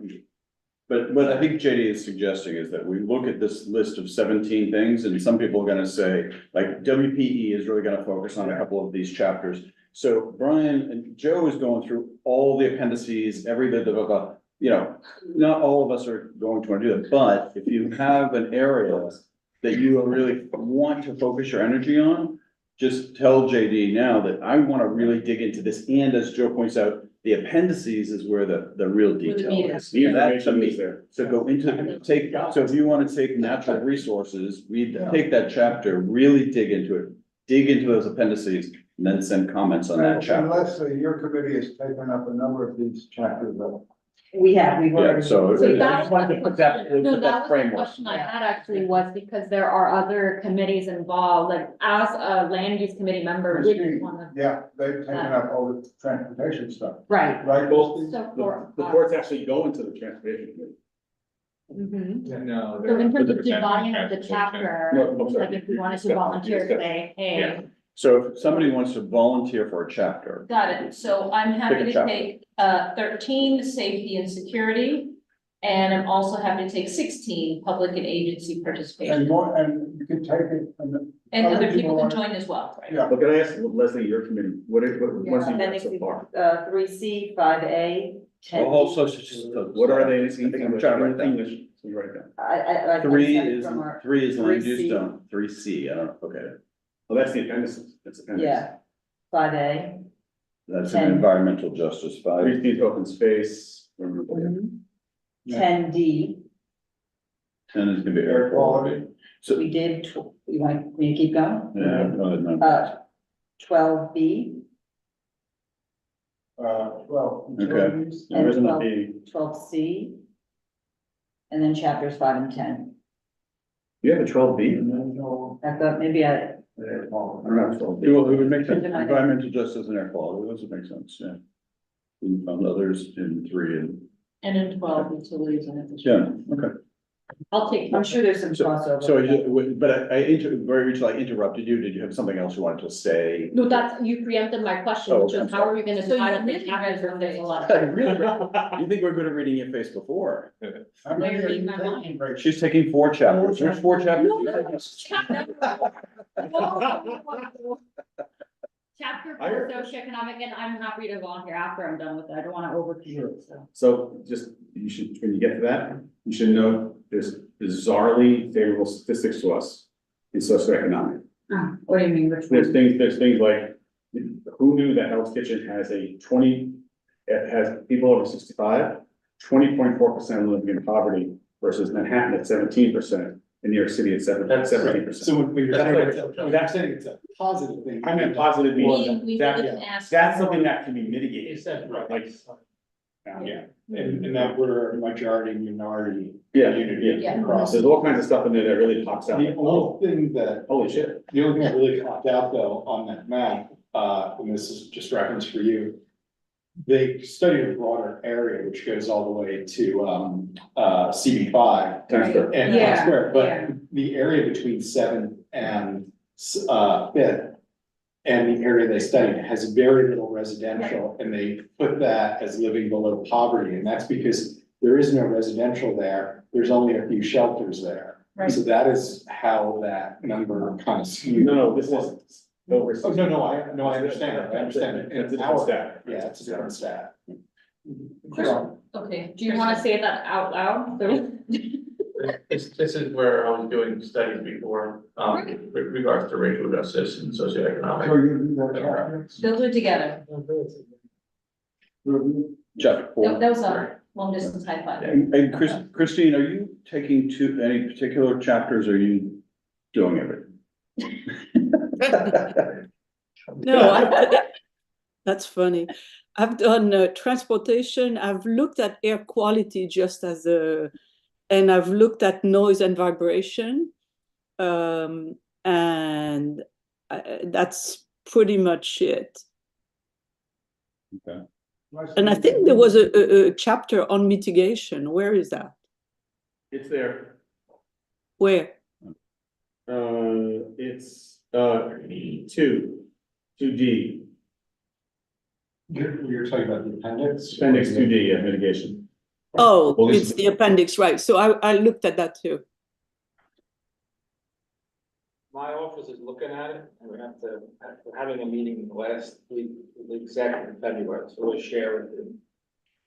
On mitigation, on the whole thing, okay. And I think, and it's gonna be, because the board is probably gonna talk about the bid doing certain things, so we really gotta get that to you earlier than.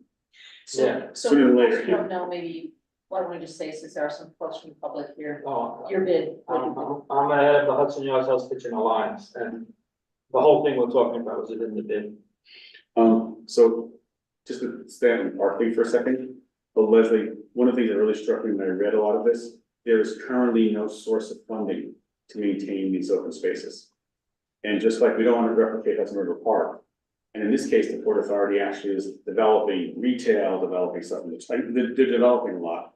So the board is gonna need to But it's recommend, not even clear who's going to run the park. oh, no, we So we need to, don't know. we need as a board to make our affirmation as to what we want to happen. No, I So the understand, question you asked. They're not city parks. They're not- but we don't know. No, we know, they're not city parks. No. Parks doesn't think that. Parks think they could be turned over to They could them. turn them over, could over turn time, them they could over. turn them over. Yes, they. And so the question is, they're gonna be under Port Authority, Yeah. and then if they, like a lot of parks and playgrounds, they turned over. They're turned over to New York City Get Parks. turned over to city That's what parks. Parks is hoping unofficially. Well, okay, let's step back for a second. I'm not interested in making the Port Authority have to pay for ongoing maintenance an operation. Yeah, because you turn over the park. You turn it over, Now it's part of the city budget. Yeah, exactly. All right. I've been operating into the idea of the Port Authority, like doing a capital project, and they're gonna, that they have to Yeah. provide an ongoing source of revenue to keep those parks maintained and I operated. think parks would want them. And I turned then over here to the big guy, because the bid actually operates a park and maintains it. But, Yeah, and only, right, but the biggest thing, thinking about this in broad terms, is that not only could there be a source of funds coming from an assessment. Sorry. Okay, So since we're on the topic, you're talking about who's operating the park. One thing we should note is they're saying this terminal is gonna take 8 years to build. But the park lands won't be done until 2040, Yes. and they're tethered to the private development. no, no.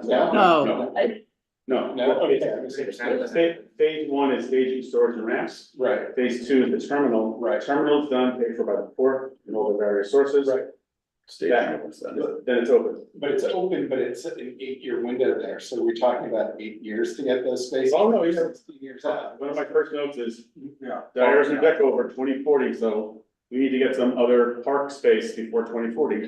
is the logic around waiting till the end of the project because those spaces will be used as Yes. staging areas for all parts of the construction? It's not staging. I mean, not staging, I meant, for whatever they need. No, it's an at-grade terminal.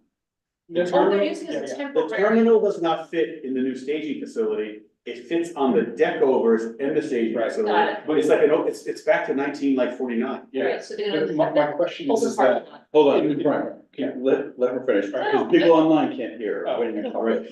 I was just muttering, go ahead. My question is in 2032, all the buses move out of those lots. No. Because 2032, they're done with the terminal, in their timeline there. Yes, Yes, I'm sorry. Yes. So 2032, they're done. Those are 8 open lots.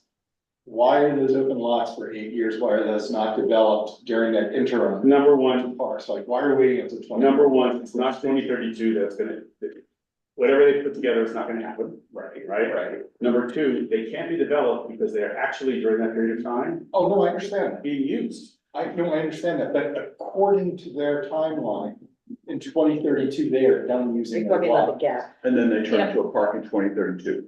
No, they're not And turning there's their 10 park more years. in. Because all they are in 2032, they've been set up as surface Yes, parking, surface bus terminal. Yeah. All that needs to be removed. Right. There And needs then to be they, a whole construction project, there needs to be procurement. You know, like, I mean, I'm not saying we can't, some of that can't be designed and stuff much earlier. But that's a big question, it's just the timing. right, I guess is there? We should ask about that. It doesn't necessarily take, if it takes 4 years to build an entire terminal, it takes 4 years to build an entire staging facility, it should not take 8 years to build 2 parks. If you're the. but it's not, I don't think they said 2040. I think the intention is to say 2032, we vacate the decks. And then we build the park, and there is no date for when the park is. Yes, they actually. It's 2 they years or actually say whatever. in the Christine, they Right. say in the document, they will be available, they will become parks in 2040. I was yes. surprised at that. I have a question for you, Joe. We were in that discussion of the pros and cons of turning it to the parks. One of the, and I think you are making a good point on the investment. On the other hand, if you are a park space from the park department, then you have the PEPS officer maintaining that. So I trust that you are all going to think about the pros and cons and whether one thing is better than another. have a security. I'm told, PEPS is for security, not for maintenance. And the moment those parks become part of the city budget, we are subject to the same back and forth we do every year, which get funded, which don't. I agree. I'm not telling you that. I'm just saying, keep in mind that there is then the PEP expenses, and Bob is always concerned about that. I think that's beyond the scope of this. Yeah. I think that's down the. who No, pays- no, actually, I gotta say, it's beyond the scope at all, because it's gonna be part of the ULURP to get approval. But for and this agreement. letter, for this You gotta put letter. it out there to think about it. So we should be asking for everything, and one of the things I'm just interested, if the parks, if Waterfront Parks and Environment discuss that gap that Brian's talking about in making recommendations in temporary temporary greening while there's a design, because they're not gonna And start why- a design Well, my question is, we have to ask these questions in general. Why can't they do the design while it's still currently. a bus terminal lot? Yeah. Right? Yeah. And have it all ready to go and procure it, so you can actually hit the ground Running, yeah. Yes. So, can I ask that, this is a lot of like back and forth. I think there are people who haven't had a chance to speak yet, and maybe there's, like, I know I have a list of 7 items, I know Leslie has a list of 8 or 10 items, I'd like to get people to get their topics out. I usually wait till the end, but like, Right, let's have a little more structure to the conversation as opposed to bouncing. No, it's okay, you guys. So Leslie, why don't you start, you asked first, because you had a whole series of questions, so let's. Well, no, well, so just so everyone here knows, WPE took this up at our, meeting last week. We went over what we could. We know that we were kind of quote, late to the party. You guys have been doing this for years. We just kind of went over what was in the draft GIS and we kind of commented on that. Very specifically to the open spaces that's been talked about and environmental impact as best we could. And I won't go through everything because we did submit a 4-page summary report, we're going to talk at 2 land use to JD and Paul. And there's even things I've already been brought up that we did not even add on that. So we know it'll be continuous like a live document. Can you summarize that? Yeah, absolutely. Well, I'm not gonna do all of it, but the big things, and I think, because I also talked actually with Yeah. Brian, because I know he gave a lot of insight from when the Hell's Kitchen South Yeah. group was talking. So we talked to, as Leilani said, put your imagination hat on. The few main things that really were glaring was the roof space over the main terminal and the staging terminal. What is that gonna be used for? Why is that not a complete remove space? We provided examples in other areas of the country where public space like that over public buildings are used as public green space. That was one. You have the pictures and the notes on it. Salesforce Park. That's the one you get, Together, yeah, exactly. Bigger things, so in their project, they only have those 2 green spaces. I don't know if we could bring them up. I don't know if Jean had that possibility. Yeah, the 2. So we questioned and asked why that was not continued to the rest of the Port Authority little lots that go all the way down south to 33rd Street. We thought it would be obvious to make that a green beltway. If this is gonna be a $10 billion project, why are they not continuing it all the way down? And it could be that whole, I don't wanna say elevated, because I know we talked about this, Right. it's That's street right. level, but it's Right. covering the roadways. Yeah. So we asked for that to be continued to 33rd, because then once it's connected to 33rd, it would be connected eventually to the High Line. So that would be all, one big green beltway space. We did talk about the connectors, because in there, about the deck overs, there are no connectors. We asked why not, and we wanted connectors. So people won't have to go down and up over in the green spaces. What else? I'll give some of the big things. Where do you go down up of them? The street between. The street between the 2 green spaces. But you would just. They're walk great, across the they're street. great. They're at grade. They're at grade. So those are not the But press. no, as you keep going down south. Oh, you wanted it all if you to went, connect. further south than 37. Correct. Yeah, because Yeah. 30. But they were all connected, No, they're those different 2, grades, yeah. and they're connected. Yeah. Correct. Yeah, I don't know what the levels are and where they go. 37, it starts to get depressed. Then it goes down by, okay, so that's what we asked for those. It's what we call the basin or the bowl. It's called the diagram. Bowl. Yeah. We wanted, we asked for all waste to be held internally, all waste, nothing on the streets, nothing nothing that we could even see. They agree. Yeah, compactors, trash chutes throughout the facility, no garbage cans, but more trash chutes. We wanted all the trash and the waste and the separation to go to one central location that was internal in their facility. And if they're building this from scratch, that should be, Now required by law. pneumatic tubes are not required by law. No, the not pneumatic tubes, the trash chutes in any new structure. No, I'm talking about, like, if you're in Pneumatic. public spaces, like, there's a trash chute, all the trash goes to, Oh, so you're talking about like what they did at Hudson Yards like, just, to No, Right. I mean, listen, it's Yeah, a, like Roosevelt Island, where it all goes in pneumatic tube and it's shredded up and Yes, it's, and it goes you have into a- no. we asked for composters. We had questions when he keeps saying they have a goal of net zero. What does that mean? There were other, I'm just gonna bring up the document. Those were the big things. Then we had like, you know, little things about, not little, but how is it gonna be powered? They say it's gonna be powered. Is it gonna be all electric? Where's that power come from? We talked about porous versus non-porous materials that the Water actual retention. structure. Water retention. We asked for that as well.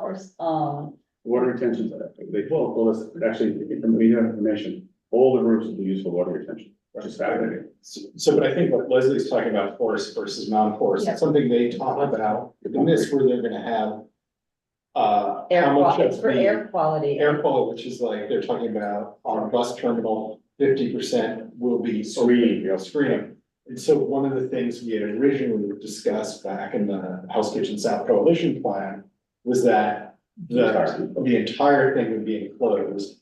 Because what I was confused about from, and this goes to environment, was when I went to the original Port Authority presentation, they implied that all vehicles entering and leaving the space would be electric.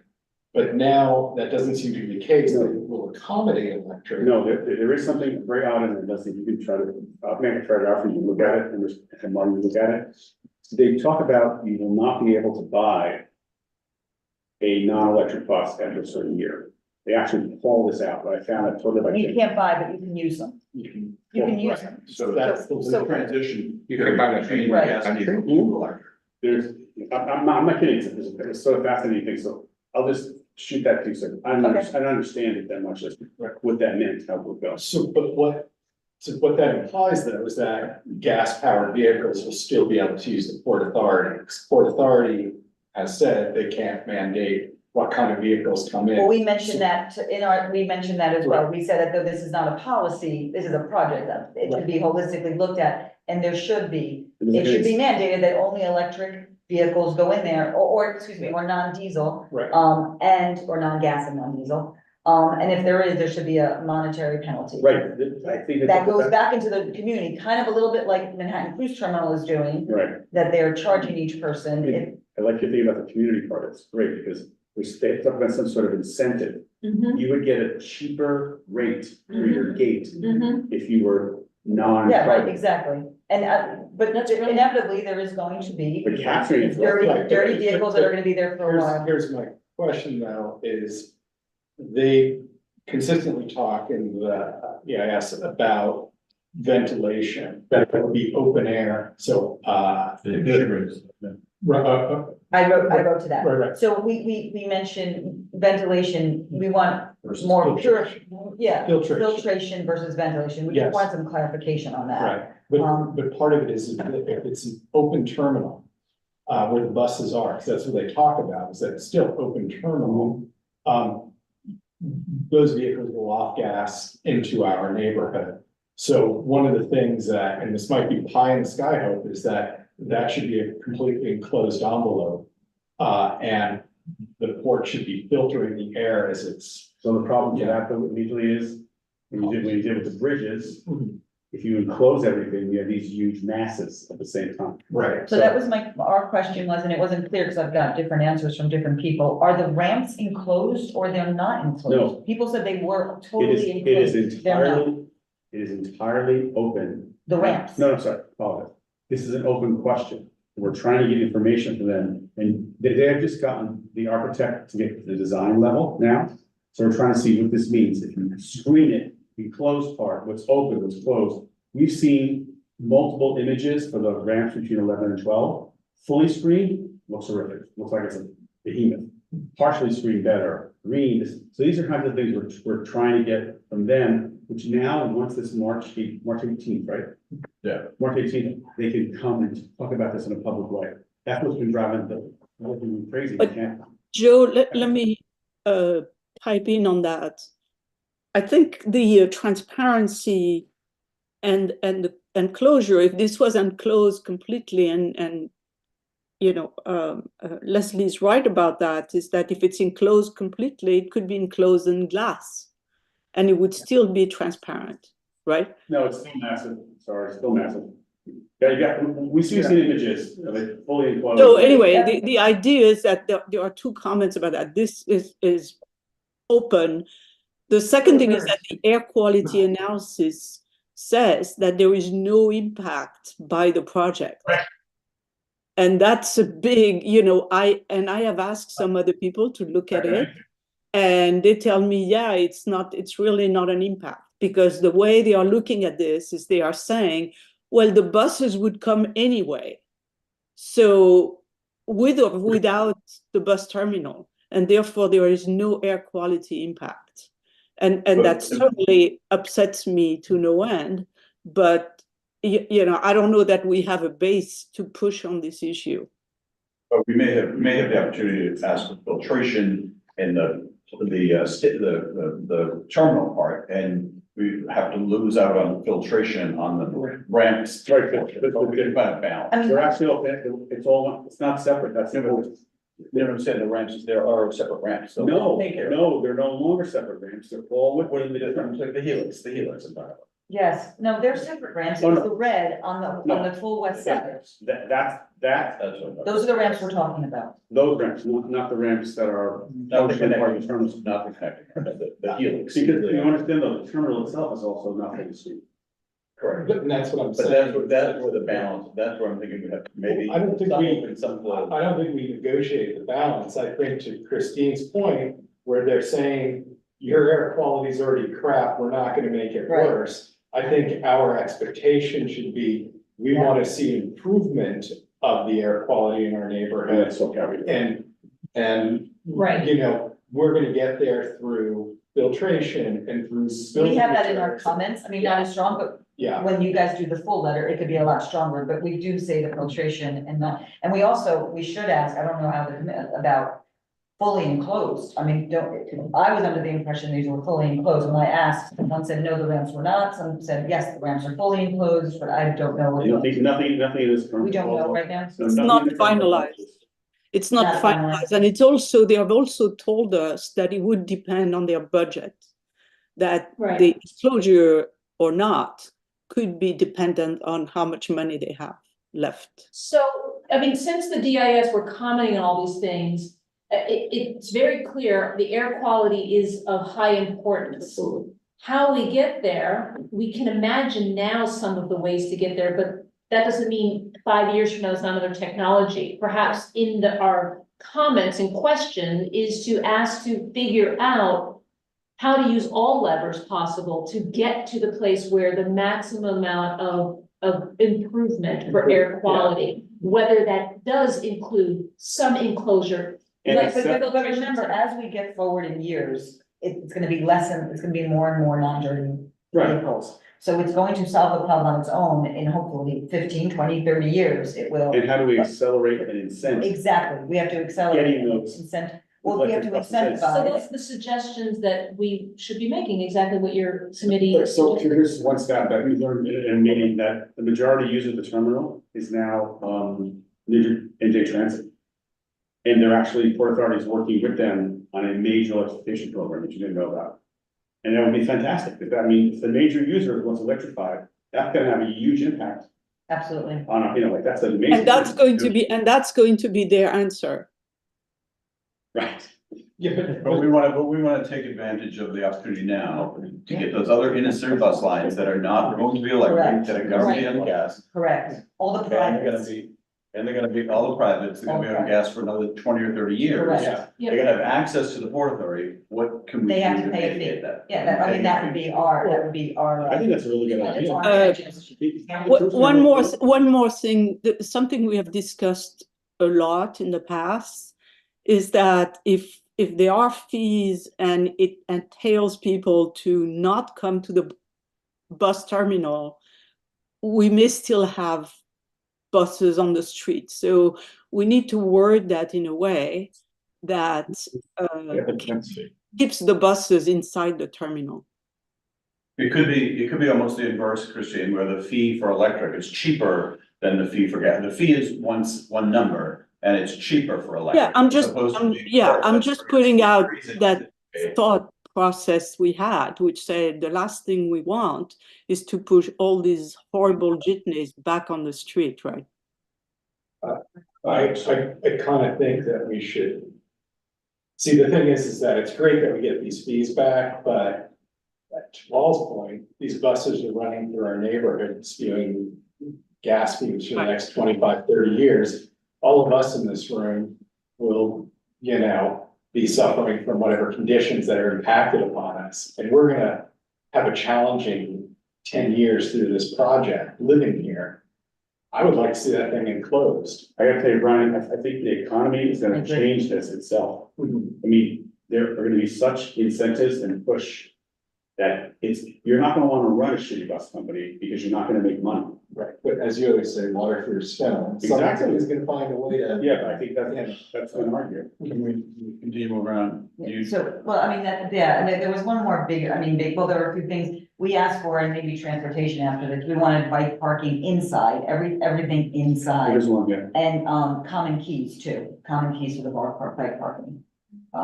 They have a room, they have a bike parking plan inside. Do they, yeah, sure, okay, that would be great. Inside on Yeah. 40 between 8 and 9. Yeah, it's Yeah. between 8 and 9, on 8 and 9 on 40th Street.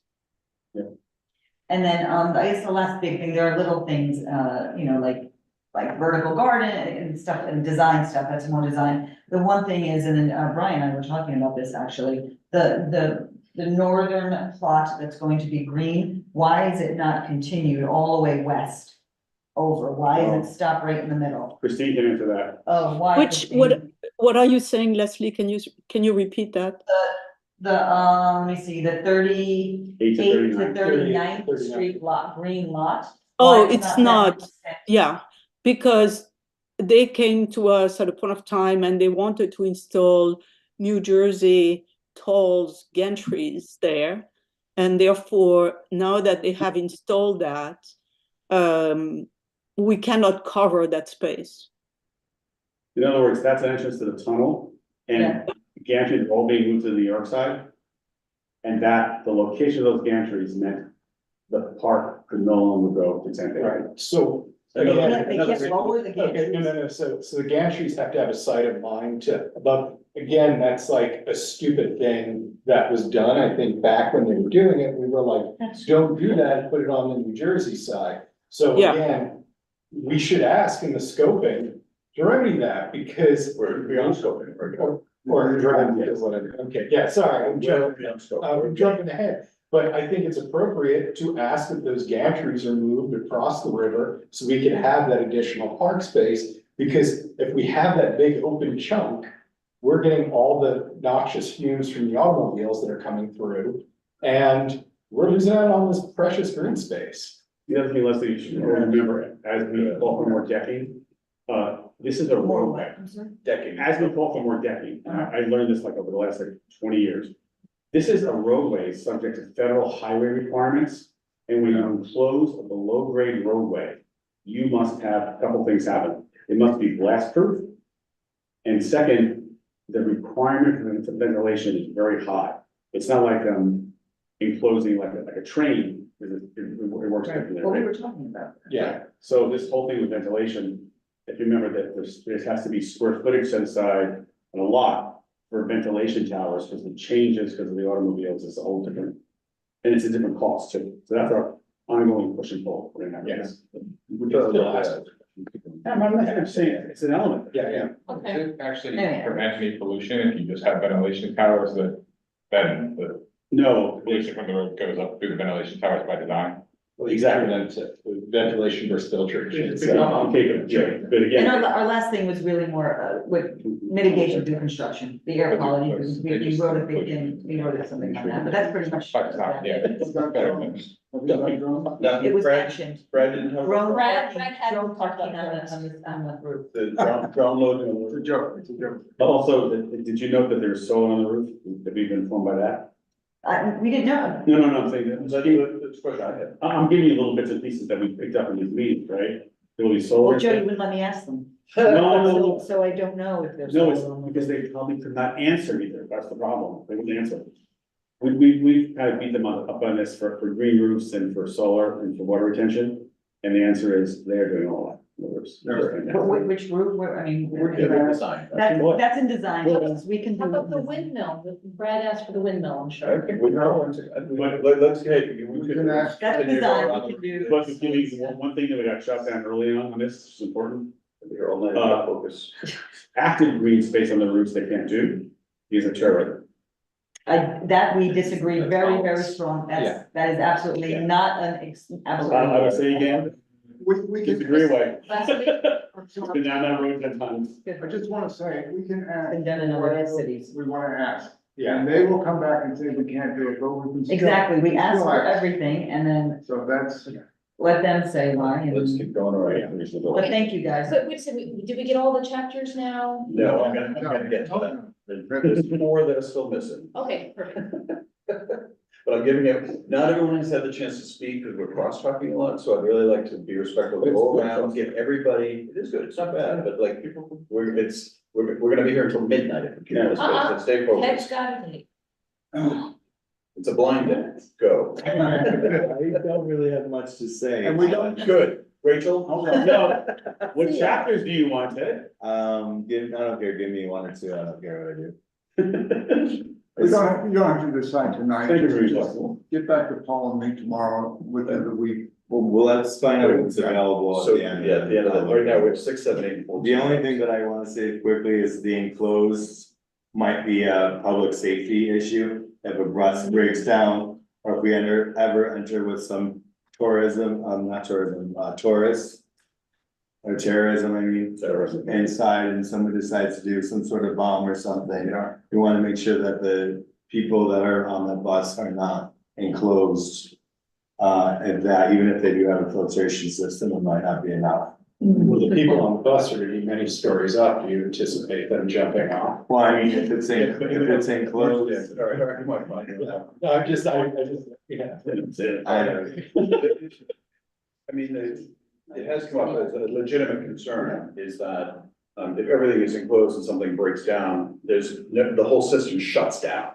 Right, so how do we avoid the system shutdown in a terrorist attack or something like that? I think that's what you're trying to get at, the entire section, so.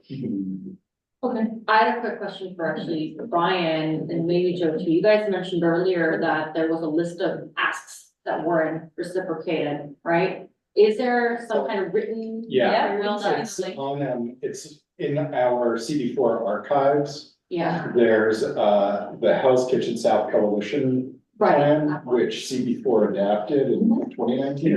Endorse. And it's a full suite of things and. If you can't find it, let me know. Could you send, please? And the letter that we sent previously, Matt can get it. on the scoping document, that Yeah. this goes through all the scope questions we had, is in Dropbox for tonight's meeting.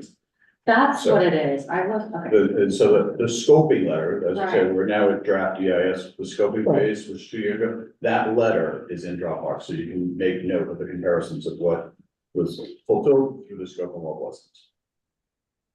That's all. Thank you. I've been all.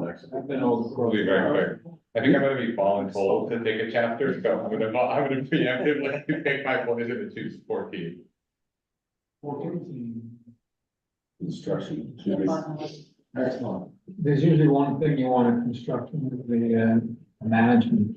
All construction category and everything, you know. Yeah, and Jesse's the king of putting together a task force. Because the scale is so I much know. larger.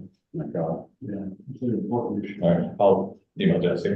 Awesome. Yeah, Sorry. language. I've been talking enough. Okay, that's what I said also. Yeah, that's what he said, I was talking enough. I was part of the crosstalk, I probably interfered with other people hearing what people had to say. So don't forget, we got about a week to think about this. I know. Send it to Paul, send it to me. We can get it done.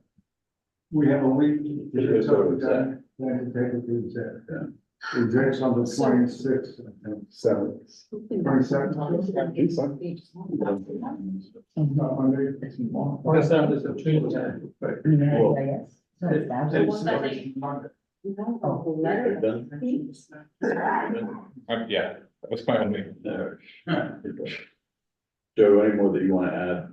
No, You've been I just, very good at responding, but if there's anything. no, I just focused on the visual resources and I just wanted to give this quote to the committee. I'm just gonna throw, Christine got to regrade the rest of the thing.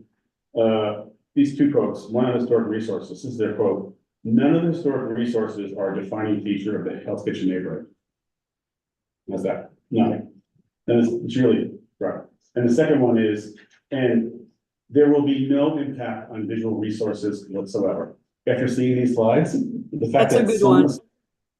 project manager wrote that is like annoying as hell. There'll be no visual impact. I think I read, maybe I read it in a different place, that they are admitting to visual impact on 10th Avenue. Just 10. So I think we need to, I need to double check on that. Yeah. Well, Christine, they're also internally inconsistent. They say they're not gonna close any streets permanently. Yeah, They're closing for. Like, yeah, it's just very sloppy. Yeah. Can I ask, and most probably Christine or Joe would know this better than I do, they talk about ramp 96. That's the one next to Metro Baptist. No, this is the one in Galvin. Really? I think it's right, yeah, in the Galvin Plaza section. It was 96 and 97, but they talk about, there will be access to West 40th, that's between 10th and 11th from the streets. And one is an emergency Right. egress. Right, but they also mentioned somewhere about for buses that don't come through the structure. So what can we anticipate in terms of Buses coming from the north of the city don't come to the Lincoln Tunnel. That's what that access is for. Okay. There is also a number of buses coming from the lower level in the morning. When they come from the lower level through, they have a bridge, a tunnel coming under 9th Avenue, right? But when they get to Dyer, they need to go straight to Galvin Plaza. So on 41st Street, there will be some buses going through that in the morning only. That was too well versed in this for our own good. Yeah. You've been good at responding, but did you have anything that you wanted to put forward? No, I mean, the only other, I mean, we haven't really talked about the elephant in the room, which is the enormity of the structure. And I mean, I know everyone was sort of gasping at when we looked at the massing of it. So, is there any conversation about that? And I think we need to be realistic that it has to be big. no, we absolutely, and you have to know that I am in favor of this project. I'm not trying to, but this is our opportunity to say everything we want to say about this building. Are you talking about the towers? I'm talking about the building. No, building, okay. So I think both need to be discussed, right? And so we've had a lot of conversation with that massing and the openness or closedness of it. And so the terminal and the helix, right? And then there's also then a conversation separating about the towers. So I think that. Want to separate those? I think I have to separate those two conversations. And I mean, a concrete example is that the housing has a residential building right on 40th Street, and the rear of those looks onto the ramp. The ramps are open, so therefore there's light and air that come in. This is going to be a 16-story wall, 12 feet away from someone's window. I don't know really how to solve that yet, but I'm trying to figure out. This is it's a whole new environment. Should that be glass? Who knows what it should be? But it should not just be a big blank wall. That's a problem. So we're going to stand against our normal pattern of saying historic red brick on solid buildings in the district. But how we. That float in the middle of the street, I don't think that's what Right. we were Yeah, thinking. yeah. So thoughts about your. Well, I mean, there was an image somewhere where they showed it eventually a rendering of the finished park. And behind it, I think Dolores said, it looks like a shopping mall. And we didn't even see that rendering, that little presentation. That was super aspirational. Yeah. I mean, and we actually, honestly, we gave them a very hard time. It was kind of designed. We were like, do not bring that picture out, because everyone's gonna go crazy. Right, right. But there's gotta be a whole, as a commitment as part of the DIS, a commitment to do a full community design process for the open space. Has to be. Can I ask, the group that worked with the Port Authority there, you know, one thing we've always been big about is maintaining, street law and lot lines. And on 9th Avenue and 40th Street, there's that cut, the diagonal cut through the floor plan. The northeast corner. Northeast corner, yes, 9th and 40th. What was the rationale that? We have achieved something there. That was originally a full chamfered edge. Right. Department of City Planning wanted a plaza on the northeast corner of 40th and 9th. That was gonna be a wonderful place to have coffee, I suppose, as they said. We were able to beat that back. So now the height of the adjacent across the street, like 50 feet or something, will be a actual street wall. Above, there's an angle because that's how the bus lines go. Gotcha. So can I ask a question to work? Christine, you might have the answer too. When we did Penn Station redevelopment, we created this public realm task force. There was a bunch of people. Could we do a community design task force for this entire project so that we get community input in the whole design concept? I think that's gonna happen during Euler a lot. We should say to them something, because they have their architects on board, right? They have no landscape architect yet. So we're not to that point, but the truth is, it's in Euler that we get the commitments. So we really have to figure out how we manage this. Right. Yeah, I mean, from a public space standpoint, we have been talking to them a lot about widening of sidewalks and neck down and, you know, all making the environment much better.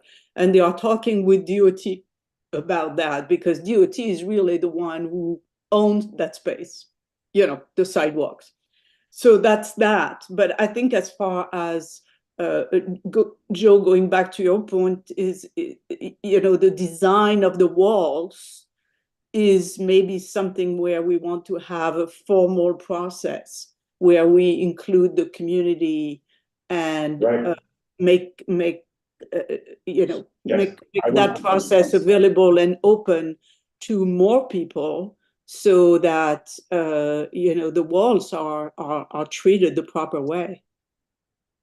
And the one thing that they have agreed is that the treatment on 8th Avenue will respond to Midtown versus as you go further west to 9th Avenue and then the industrial stuff. Where, I mean, like, we've been giving them sort of cues of. To understand context. Yeah, that is your reinforced context. Go committee. I'm going to. Other committee members stop talking. So just for the public to know, what we typically do is go through committee voices first, then we turn to public and ask for public input. So Dolores keeps giving me the signal that you want to say something.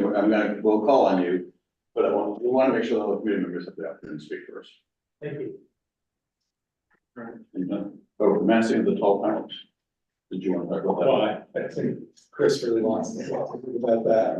I'm championing at the bit right now because I kind of wish this conversation was a little bit more diverse and representative of the people historically that have been affected by the Port Authority and by the bus terminal and by Lincoln Tunnel. And so I will call my neighbors. No, it's like all my neighbors. And all of them, sure, you've been here a long time, my family's been here for a long time. You know, there have been families that, I want to talk first about how unfair it is that New Jersey pretty much does not have to carry any burden from this. And we've talked about this time and time again. New Jersey has Hoboken, Jersey City, and West New York. Those are lifelike capitals of the outer New York City area. Those areas were formerly homes and communities for minorities that were smoked out of there, and they came to Hell's Kitchen. And by virtue of coming to Hell's Kitchen, because that's where their cousins and aunts and uncles and sisters and brothers were, they themselves have been choking on this bus terminal for generations. There's 6 generations of Hell's Kitchenites that have some form of bronchitis or asthma. And so if we're talking about restorative justice, environmental justice, it's not cute. it's my lungs. It's not my family.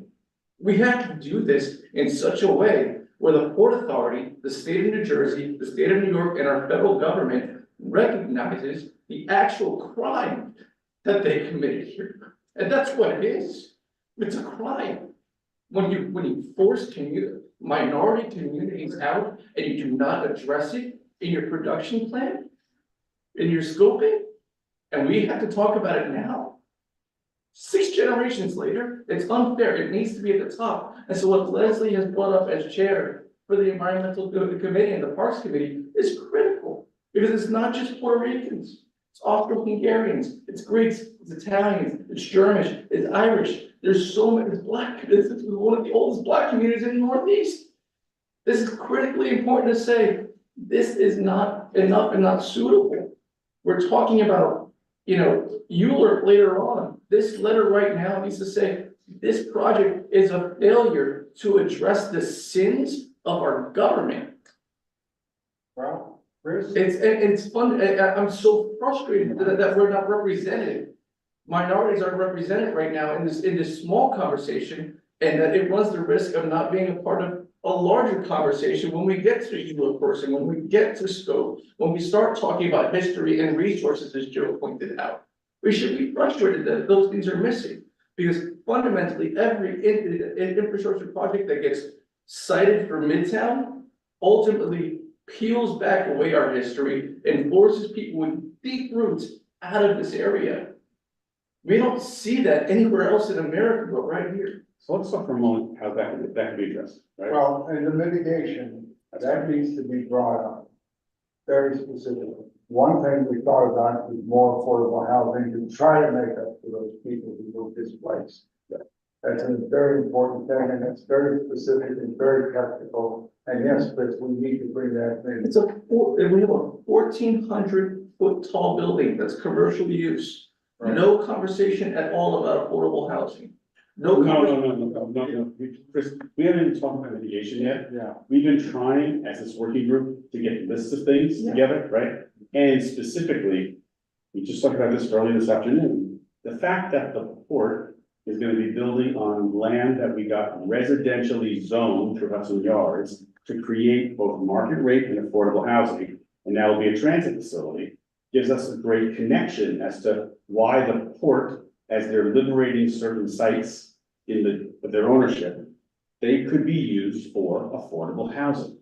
Right, right, but we're just starting this, listen, like this is the conversation, this thing is like 6 days old or 8 days old, or it's, yes, it is. And the time, but the time is ticking as we're having this conversation. So for Chris's points, the executive summary section, the beginning, right? That is an appropriate place to set the stage. What is the history? What is the history of bringing this facility to this community, and what has been the impact? We've done that. That is where we can start to set the table in terms of all the other chapters that we're talking about, and where in each chapter, that might be an opportunity for you across each chapter to think about how there's been impact to all of us long-term residents within the community. And add, maybe it's in each section, a sentence that recognizes and reminds, bringing it back to the executive summary, which has set the stage. And the RJ and EJ are critical to capture at the top of each section. And the mitigation. The mitigation is the. Mitigation, critical to this, Chris. We've got exactly what we said. So what's being offered is just, I get a sense that this is, almost every sentence says they have no mitigation, which is bullshit. Right? But also, these two parks and the retail is not mitigation. But compared to where we started, it's a great beginning because it's all, for example, a lot of the retail spaces may not be configured in a way that can be used for retail, they be like community facilities, right? They can be, like the social service center, the teen center. I understand that, Joe. Right. It's a whole different story. Understands that, it's just. No, I'm saying, I'm saying that that's there, and we're just trying to figure out, and we have not seen until this 2 weeks ago, the full site plan. And the plans of the building, we haven't seen it. For the first time. It's pumped into their brain. I think it's critical that we do that, because when they look back at this YouTube video, they do not see the diversity that we cited with, hey, we were formerly a minority community or a community of immigrants. Now, God bless, we're 51% minority, but it's not representative in this YouTube video that they're gonna review. So it needs to be continuously drilled. That way, what the people that they don't see, they're forced to eat it up in numbers. I have neighbors who lived on the site of the bus terminal and or Diet Avenue, like, and them and their parents, whatever, like, these are real people, right? And they can talk very clearly to this, but the truth of it is, we have that information in our letters, we have pushed this again, I think you're right to bring it up, so we pop it in the beginning to set the stage. As to you demolished 600 houses, apartment houses in this community from 1938 to 1996. But I also do think it is important, at each chapter, if we are reflecting on where there's been an impact, that we either can show statistic or provide it, if it's reiterated in each chapter, that's literally reminding. So I what you guys. Christopher, my husband's father, from the Irish, I came over, grew up right behind there, right, in their thirties, right, thirties. I want to thank you guys. I think our part is over. You guys are doing the deep dive. You guys take the big jump now, but I will contact him, whatever we want to, kind of edit and stuff in the week. Thank you, guys. Thanks. Happy Valentine's Day. Chris, and the tunnel came through in 1938, they demolished only playground on West 38th Street. Historic Children's Aid Society was a major community center that demolished. These are all things that we have documented, we can come back to and smack them Yeah, again. just add it from another document. And I would say to folks, go and look in the phase 2 environmental, right? The next slide and preamble, we can certainly get a lot of history in there, which we brought up at that. It would be useful to go to the phase 2 environmental, the final part of it shows aerial shots of the neighborhood from 1924 to 74. And you literally see the neighborhood going away as all the tunnel infrastructure and everything comes through. It's like, it's like a real clear, it's a picture, so you see the picture. You have to be careful though, because in their mind, the tunnel is not part of that discussion. So they are very carefully slicing the tunnel from the bus terminal. And we know it's an artifact, but they technically, they don't feel this is part of it. But it sets the political stage, at least, for the discussion. Yeah, I'm just saying. That's a good point. That's a good point, Christine, that they're gonna deny that this is part of, that's not the scope of the conversation. But two of the sites are, that we deck over, so we are considering that, and one thing that we learned from the creation of the tunnel is that it literally cleaved a neighborhood in half. And our concern with the terminal, its massing, even though there are passages on the avenues, north and south, is that in a sense, it cleaves the north from south neighborhood. So now we're again cutting, off the portions of the neighborhood. It does feel disconnected. So can you two work together in that I'm executive? gonna let him work on that because he's got the language. It sounds like I'm getting awesome conversation, so. I think it's important that we start thinking of ways we can add. Yeah, I mean, that's like a We have to come up with the solutions, Yes. because again, mitigation, although the tunnel's not in the project.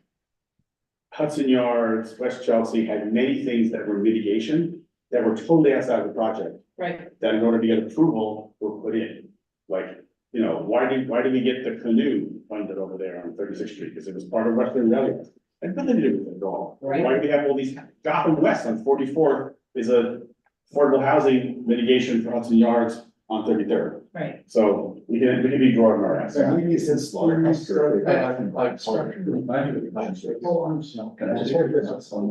Yes. Paul is the last speaker, and thank you for being so patient. Paul. So, I read through a bunch of it, not all of it, because it's a lot. But a couple of points I wanted to raise is, under the public policy guidelines, one of the major public policies impacting our community is congestion pricing. And they don't even touch on it. They talk about City of Yes, they talk about, Vision Zero. But They have it in there, it's like this big. yeah, but it's like congestion pricing is gonna put more people on buses, right? Like the goal is to get people off the streets and onto buses from New Jersey. So the bus capacity, I think the analysis of the bus capacity issue is not really well addressed in this draft EIS, and I think they need to sort of pay attention to not just the cars coming off the streets, which is a positive of congestion pricing, but the more passengers on the buses. And I think they need to do more bus volume analysis to make sure that we are not gonna build a terminal that in year one is overstuffed because everybody's getting on the buses to avoid the congestion tolls. And I think some of that also has to do with Lincoln Tunnel capacity and whether or not they can even get more buses into Lincoln Tunnel to come into the terminal. Because their analysis shows that the terminal is crowded and that's causing backup, but is it also tunnel capacity? I think they miss out on some of that analysis, and I'd like to ask In them that, all. so one of the promises to our neighborhood with congestion pricing is less vehicle traffic, less traffic and congestion. But it's coinciding with this massive project, which we've already heard is gonna cause significant traffic in our neighborhood. So what are they doing to address that? You mean during construction? During construction. I'm talking about it, I'm looking at 2040. I know, we got to Right, look we at have the next. I'm worrying about 2040. You know, people go, this is, we're gonna spend billions of dollars to build this new structure. And as soon as they're fully done, it's going to need to be expanded because they haven't addressed the right bus analysis. There's also congestion pricing, one thing Christine and I worked on with the officials, are congestion pricing gantries. Oh, the gantries are now another nightmare. all over our streets because the Port Authority refused to have them on Dyer Avenue as it was designed. So We're gonna ask for them to be moved. I love the point that Christine was, Leslie was making about parks. The gantry is restricting parks because New Jersey won't take the gantries on their side. Like, that's It's not all the gantries. No, but then there's also the congestion pricing gantries that are also in our way. they can be combined. They, I think that they also missed out on some of the rezoning descriptions. We have a housing plan that calls for some rezoning. They don't incorporate any of those rezonings in the forecast. So we are proposing as a board to allow for some rezoning, to allow for more housing, but they don't really incorporate those rezonings in their analysis. Did you know that the area north and west of the proposed project is predominantly mixed commercial buildings? Right. That would be Hell's Kitchen, like that's what they actually wrote in a line. And I looked at the map of new developments, and there's some missing, but I wasn't. There's one of the things that I'm gonna work on with Matt Sullivan Planner. Their methodology they use to shade the color buildings. The CF Cornerstone buildings on 10th Avenue are yellow for residential. Yet the 9th Avenue buildings, residential above and the ground floor, are mixed use. Yeah. Like that's, it gives us a skewed, gives us a skewed picture. Gives us a skewed picture of what it looks like. But also we know that we are pushing for rezonings and they're not incorporating that into their analysis. So again, trying to think about. Right. 40, we're gonna have more residences around us and then there's gonna be this massive bus terminal. So how do we integrate that? And I also think about the HRPT TDRs. I'm gonna say that really quickly. We're looking at transferring Hudson River development rights into our blocks. And is that really incorporated in the overall analysis of this? So I think they're missing on a couple of the analysis. Can you say that again, Paul? I think with the Hudson River Park Trust is looking to transfer development rights and they're looking to expand some of the receiving sites. Be more specific, folks. I see. I don't know that, I don't know. It's on the east side of 11th Avenue between West 34th and West 39th. And West 34th and West 39th, not deep into the block. It's in that area A2 in Hudson Yards. Yeah, It would be- essentially you wanted to be considering additional landing sites and they haven't considered that in this. Within the existing zone. Within, right. Yeah. Exactly. They seem to gloss over the seven train station that's been long ago promised to us, and I think that we need to, we need to include that in our conversations. They're gonna say that's MTA. That, we're gonna say it's MTA, but, we're developing a brand area with a lot of people, and this long ago promised station that should be there, and It so had we should. the picture, it had all the stations, including 7. Well, we were No, gonna add another The station. non-existent West 41st Street. Yeah, That's right, 41st. Yeah, we were supposed to have gotten an additional Closer to station. that temporary term. You will be older than me and Bob combined. Actually, no. By the, that actually could be the selling point because that's a temporary, the temporary staging area is an ideal site for them to go ahead and add an additional station. Because that's the point where, there will be people that have to, the people who work there. It's not the commuters that are going there. There's a. It's further west though, isn't it? It's not that many. But isn't the development station at 41st? The temporary staging area is like 39th and 37th. Yeah, I don't, yeah. No, they're not gonna, they're gonna. But I think that I think we need to re-raise the topic. Always raise it. Raise the topic of we need. Why the 41st Street Station flag? Get the 41st Street Station on the 7th. Let's get that into this document. I was distressed to see, and this has kind of come out through some of the conversation, is that the original plan, that they had additional towers that were housing, the only towers that got removed were housing, when we have a housing crisis, and so they're gonna put 2 towers on 8th Avenue that's just commercial. I think we really need to stress that one of those should be housing, even if we don't have it be At a least stall. up to 12 FAR should be housing, and then We should throw that stake out there and see what happens. Like, this is crazy, that the only thing that was eliminated from the original plan was housing. And that's something that we need in our community, so I think we need to really stress the need for housing, and those 2 towers are commercial, let's make some housing in there. The renewable energy production, I think that we need to stress more of that, the solar panels are great, I'm also a fan of wind turbines, I think that, you know, why not have them? These tall buildings, they're high up, they get a lot of wind up there, can't go out on a balcony, it's too windy, put up turbines. So I think that we need to not only get to, like these electric buses coming in, but we could power them from the roof and not, we can have a really negative impact. Be careful height. They could be 60, they could be 120 feet above the 170 feet. The solar panels? A wind, No. a wind turbine. Solar wind turbines. Solar panel, no Like, problem. I'm thinking just solar panels. You want to say something? No, but like, I think that we should be really stressing Or it's for these renewable, sustainable energy production that supports the structure. There is something buried in there that says that. Yeah, but I think They're doing net zero. it needs to come up a little bit higher, I think. Yeah. I had notes on air filtration versus ventilation. Not a lot of discussion that I saw so far, maybe it's buried in the construction and mitigation surface. We know there's asbestos in that building, and Is there? we need to have a mitigation plan in advance of construction, because what happened a month ago on Second Avenue, where they shut down 2 blocks because there was a fear of asbestos? I found that they have to do a HASP, something in safety plan. Hazard. Hazardous, yeah, in other words, it's an environmental requirement, and they say they have to develop it unless they're by a certain date, with stakeholders involved. I found it last night. I also took great offense at the Health and safety. reference to the insignificant historic resources we have. So I think we need to push for, and we have talked offline about maybe supporting the Patty's Market designation and making that more prominent than it is now. And utilizing this as using mitigation from this project to help us get our historic resources into a better and stronger. Maybe a position. gift. Landmarking. Just register. Maybe a gift from the city in this project might be that they agreed to take Patty's Market Historic District, which is federal register, national register, and make it a landmark. It might be something. Yeah, we never got the landmark, the garment district. Yeah, so we may have an opportunity here. That's part of our mitigation issues. I do question about the other Port Authority lands, like there are all these other parcels that go farther south. And there's no mention of any of that, and the South Coalition, there was a whole lot of stuff. It's out of their scope, and we notified them 10 times over in the working group, this is what's coming. We're gonna give them a list, sites. Like an Green space, housing, all on this. Yeah, and if you say, it's not part of the project, they say, yes, we know, but there's mitigation that gets agreed to. But then the Health Kitchen South Coalition, Yes, those it's meetings, there. they raise a lot of that. So I think it just needs to be brought back up again.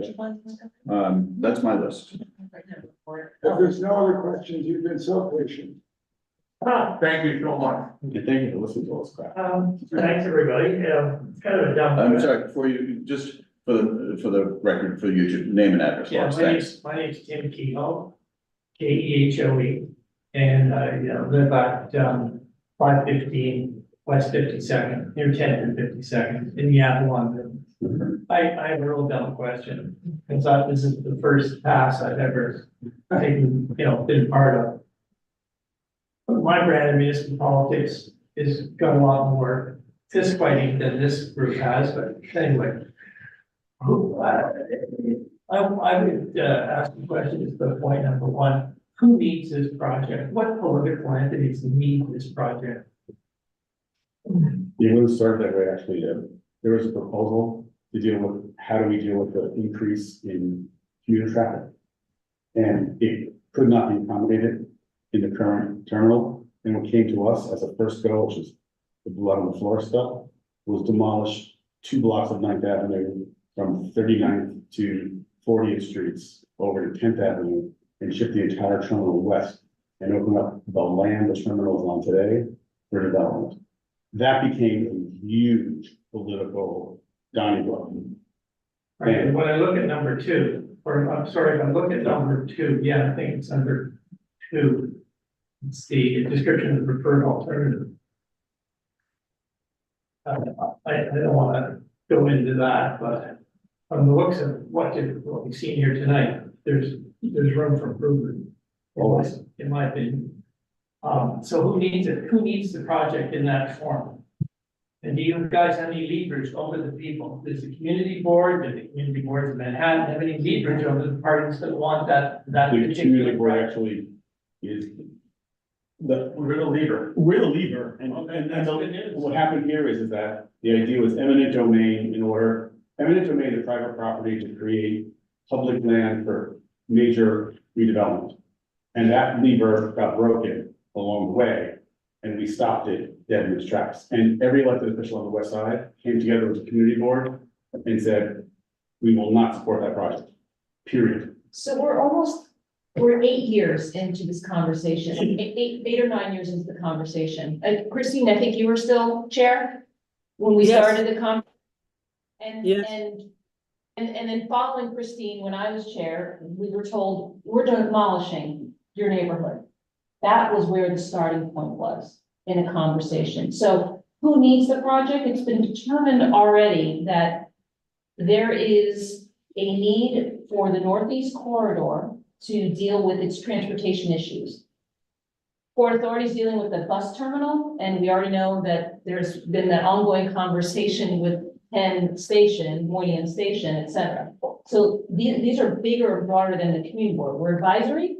However, our voice was aligned with our electeds, as Joe said, to say, okay, no, you're not going to demolish homes. There has to be a better way. And so over these, was it 8 years, 9 years? It's probably 9 years now. 9 years. Over these 9 years, we've gotten to a place of a compromise around what could we as a community live with, and also what can we gain if you're still gonna go ahead and do this project anyway. And that's the bottom line. The project's gonna happen. But the community board did direct them to put bulk on 8th Avenue away from everything else. That was a, easily said one thing, it's over 12 subdivisions. See, I guess all my reaction would be is if the community, like if the enemy is us, you know what I mean?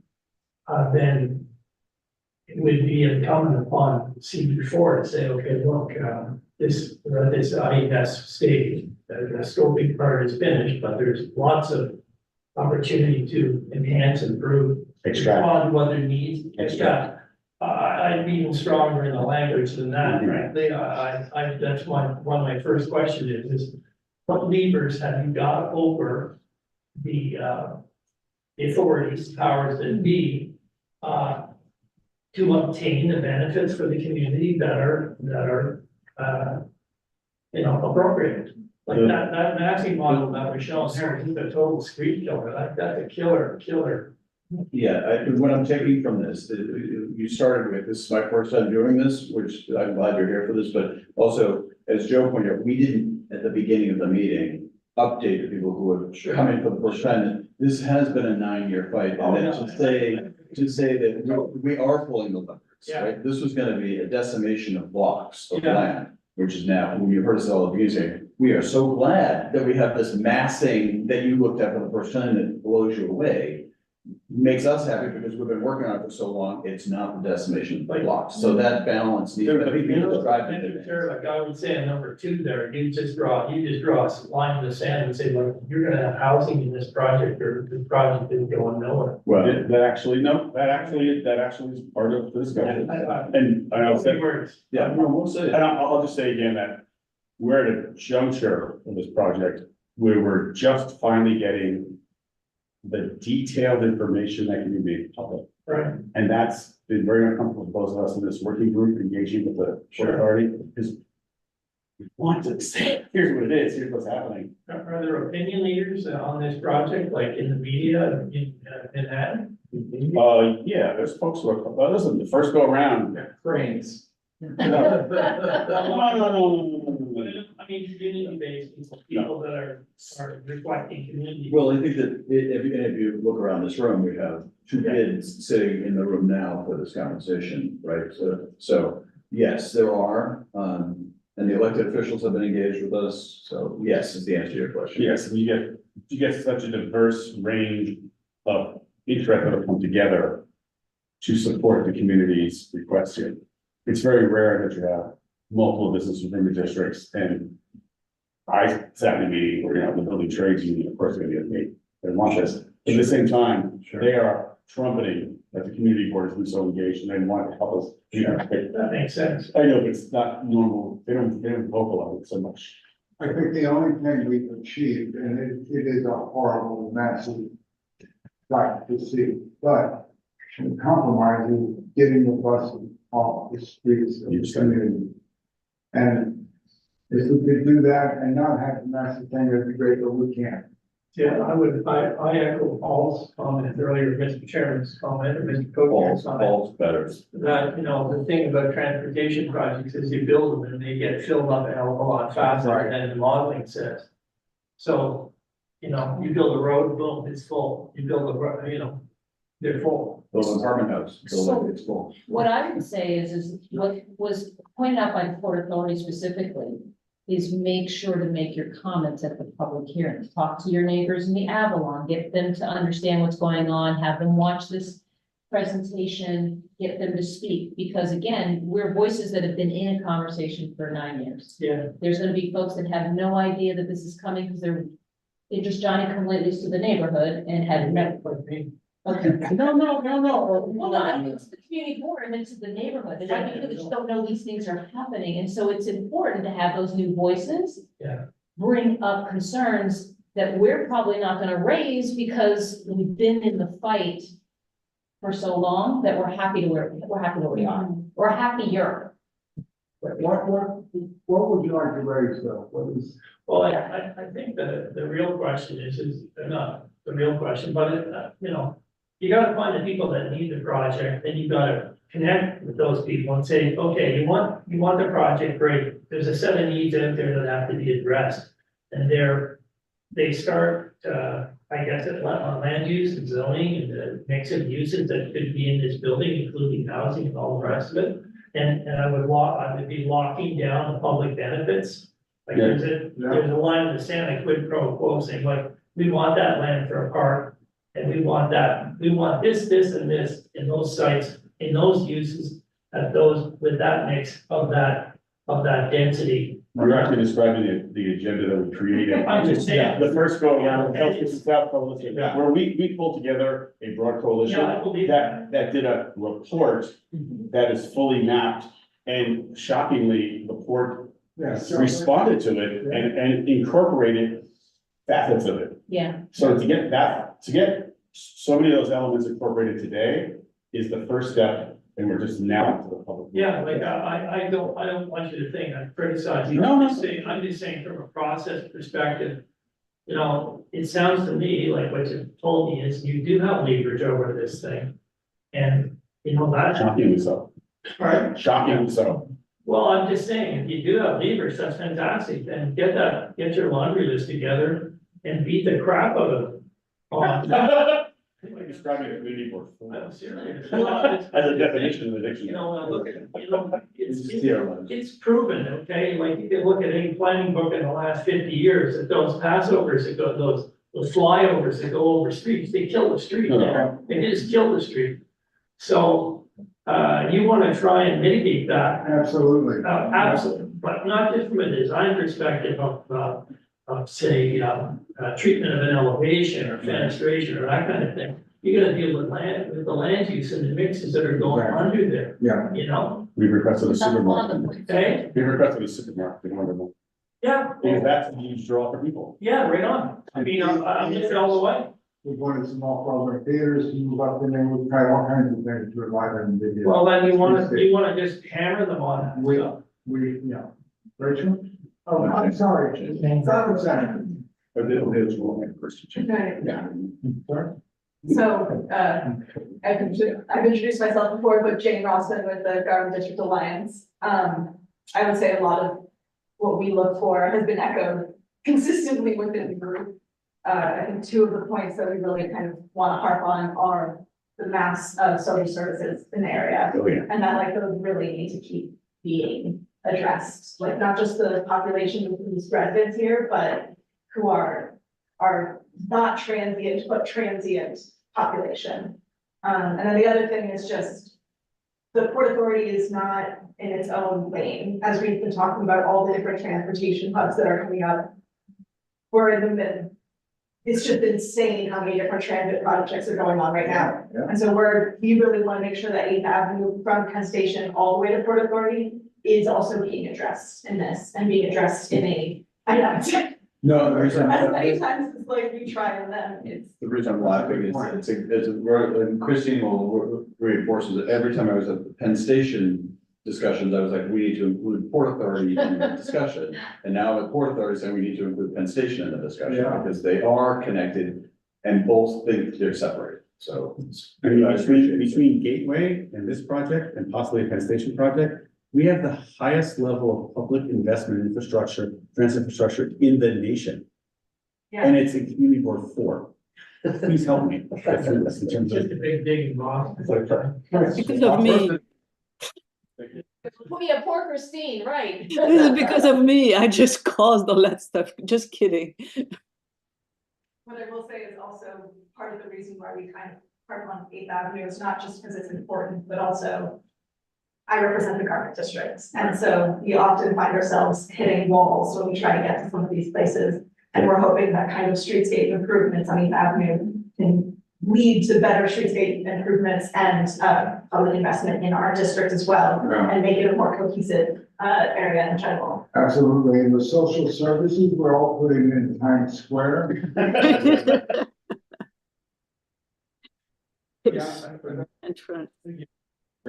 What, during the process of building this new terminal, I anticipate we're gonna have more cross traffic, pedestrian traffic on the streets in the 30s, on the 30s going east because of the staging area that's being used as a temporary terminal. This will be a temporary terminal between 9th and 10th for like 8 years. Right, but those people will now be walking through the 30s to get to 8th Avenue and points beyond, and so. Through the garment center. Yeah. And they're gonna be freaked out. So, yeah, so these points, you know, in that public safety section, I'll make sure to pull from some of the documented comments from Garment Center that addresses the part of that. And feel free to reach out to us if you want any data or just have questions. And you know, I speak to Barbara multiple times. I'm saying this, and I'm like, I see it all the time. Yeah. But also if you have language that, you know, we've said to everybody. Brian, if you have things Everybody on the committee. if you have things we can include, that'd be very helpful from Barbara, you know. We'll coordinate on public safety section. Yeah, Barbara, yeah. send us some language. I just want to say one thing about the Garment Center and the Times Square area. We do not want to become the repository for the unhoused population. I know that's been brought up. You say, well, let's put it in Port Authority, make sure it's in there. We have to think through that very carefully. Well, there's gonna be some sort of social service facility in the port. Right, There has to be. But there isn't that. Yeah, I'm saying, but in a new building, and it should be in the main terminal, should not be. Yeah, shoveled- but I think that what shoveled JD's to the saying is that it should not be a hub. No. Basically, services. All the hotels and turning. Right, because we already are, as a community, a hub for social Sure, the Times services. Square line, the Garment Center would like us to be, but we have to be careful. No, but that is a point though. Sorry. So again, this may be a question that you guys are all familiar with. Sorry, first, I'm Rhonda Siegel, SCGEM. Also read the 515 West 52nd. This may be something you guys are all familiar with, but the whole idea of like building a giant commercial building when we all know that commercial real estate is in pretty much sunk until like at least 2030 is the forecast. If that doesn't get built, what impact will that have on the scope like the rest of the project, time, cost, quality, what? Actually, I have an answer on that. So it turns out the Port Authority being very good. They are, as part of their financing, seeking to capture, roughly $2 billion in pilots, right, in taxes from the city. But they've said, if the buildings are not built, they will just pay the bond themselves. And what, they will pay the bonds themselves. Well, once we heard that, we're like, there is no risk on this, because the agreement on the pilots, the money that come in, the Port Authority on what the cost. So, a pilot is it's a state agency, they're not paying real estate taxes, it's a payment in lieu of taxes, which is a negotiated back and forth for these office towers, they don't get built. Once we got a clear understanding that they would still pay those bonds, Okay. hey, go right ahead. The office tower phase, though, they're not looking at starting until 2032. With anticipation of completion until 2040. Yeah. So. Their expectation is that New York will be back, in terms of a. Yeah. But who knows what Forget about the internet completely. No. The towers incorporated in the site plan. Like the zoning and. The zoning and building no, envelope. the zoning actually exists for the towers. They're already there. No, in other words, those towers can be built today as of right. They wanted to build those towers. Yeah, Yeah, they so already- they're not taking any discretionary action for those The towers. towers, building envelope with that, I think you guys call it FAR, floor area ratio, it's all there, and the uses are all there. That's important. As of right, because it was done in the Midtown Special District zoning in 1982. Wow. Yes, it's very interesting. We did research on that. It totally exists. There's nothing to be done about that.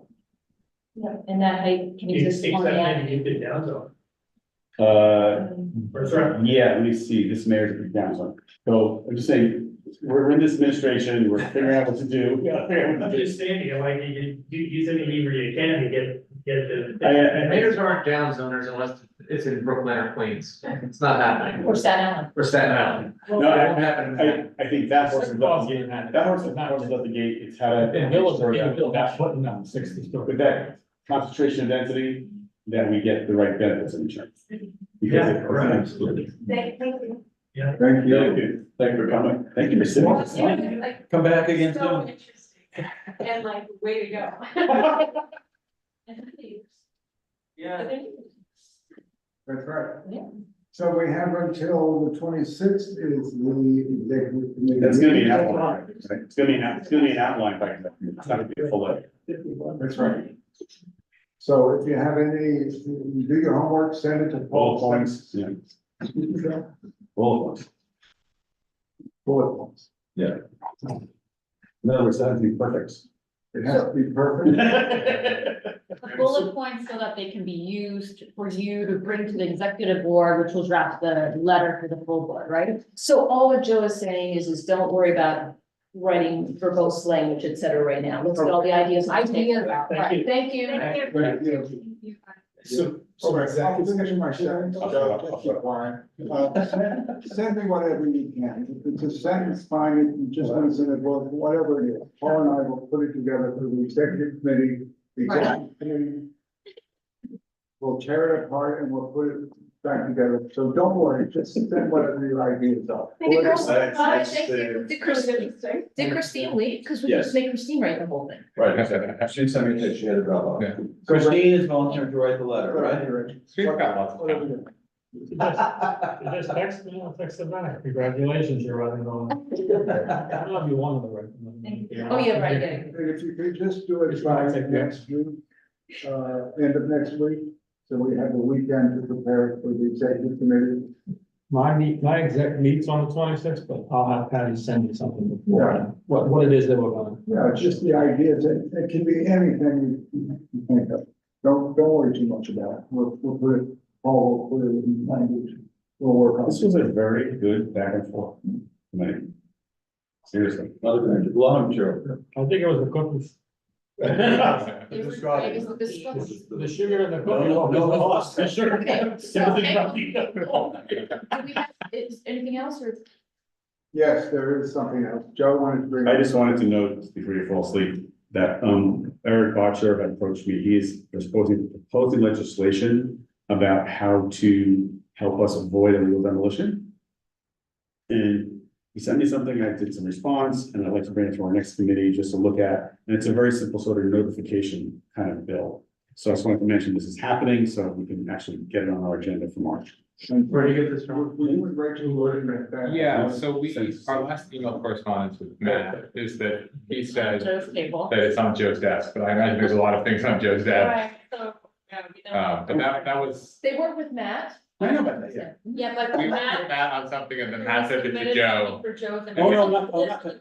He told us it's on Joe's No, desk. but that's the information, so something else. Yeah, but I imagine JD was asking us to update because it was a really. Oh, I would say, if that's the case, then you should just call Matt and say, talk to me, but that's like, Okay, there's a lot of, yeah, I crank through stuff you can, yeah, So. I'm gonna- put it at the top of the queue. no problem, do it. All right. If you ever get Joe on the phone, it's what's wrong? What's the matter? I would say that. That's what he says to me. What happened? So next month, when we talk about that, and she will chime in on that. Yes. We'll put Joe on. Yeah. Okay, motion to adjourn. Oh, sorry. I just want to talk about the other subjects. Sorry.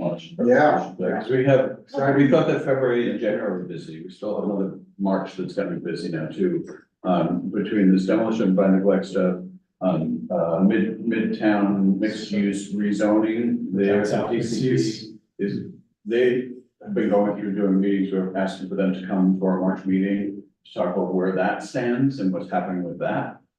And also Related has approached us about asking for some rezoning at Hudson Yards with the anticipation of Western Valley, in anticipation of a casino going there. So we are probably gonna be tackling that at our March meeting as well. Fun. But I think we're gonna be also having a full casino public meeting. March 19th. March 19th is the full hearing. And that's gonna start us going on how the vortex position on casinos.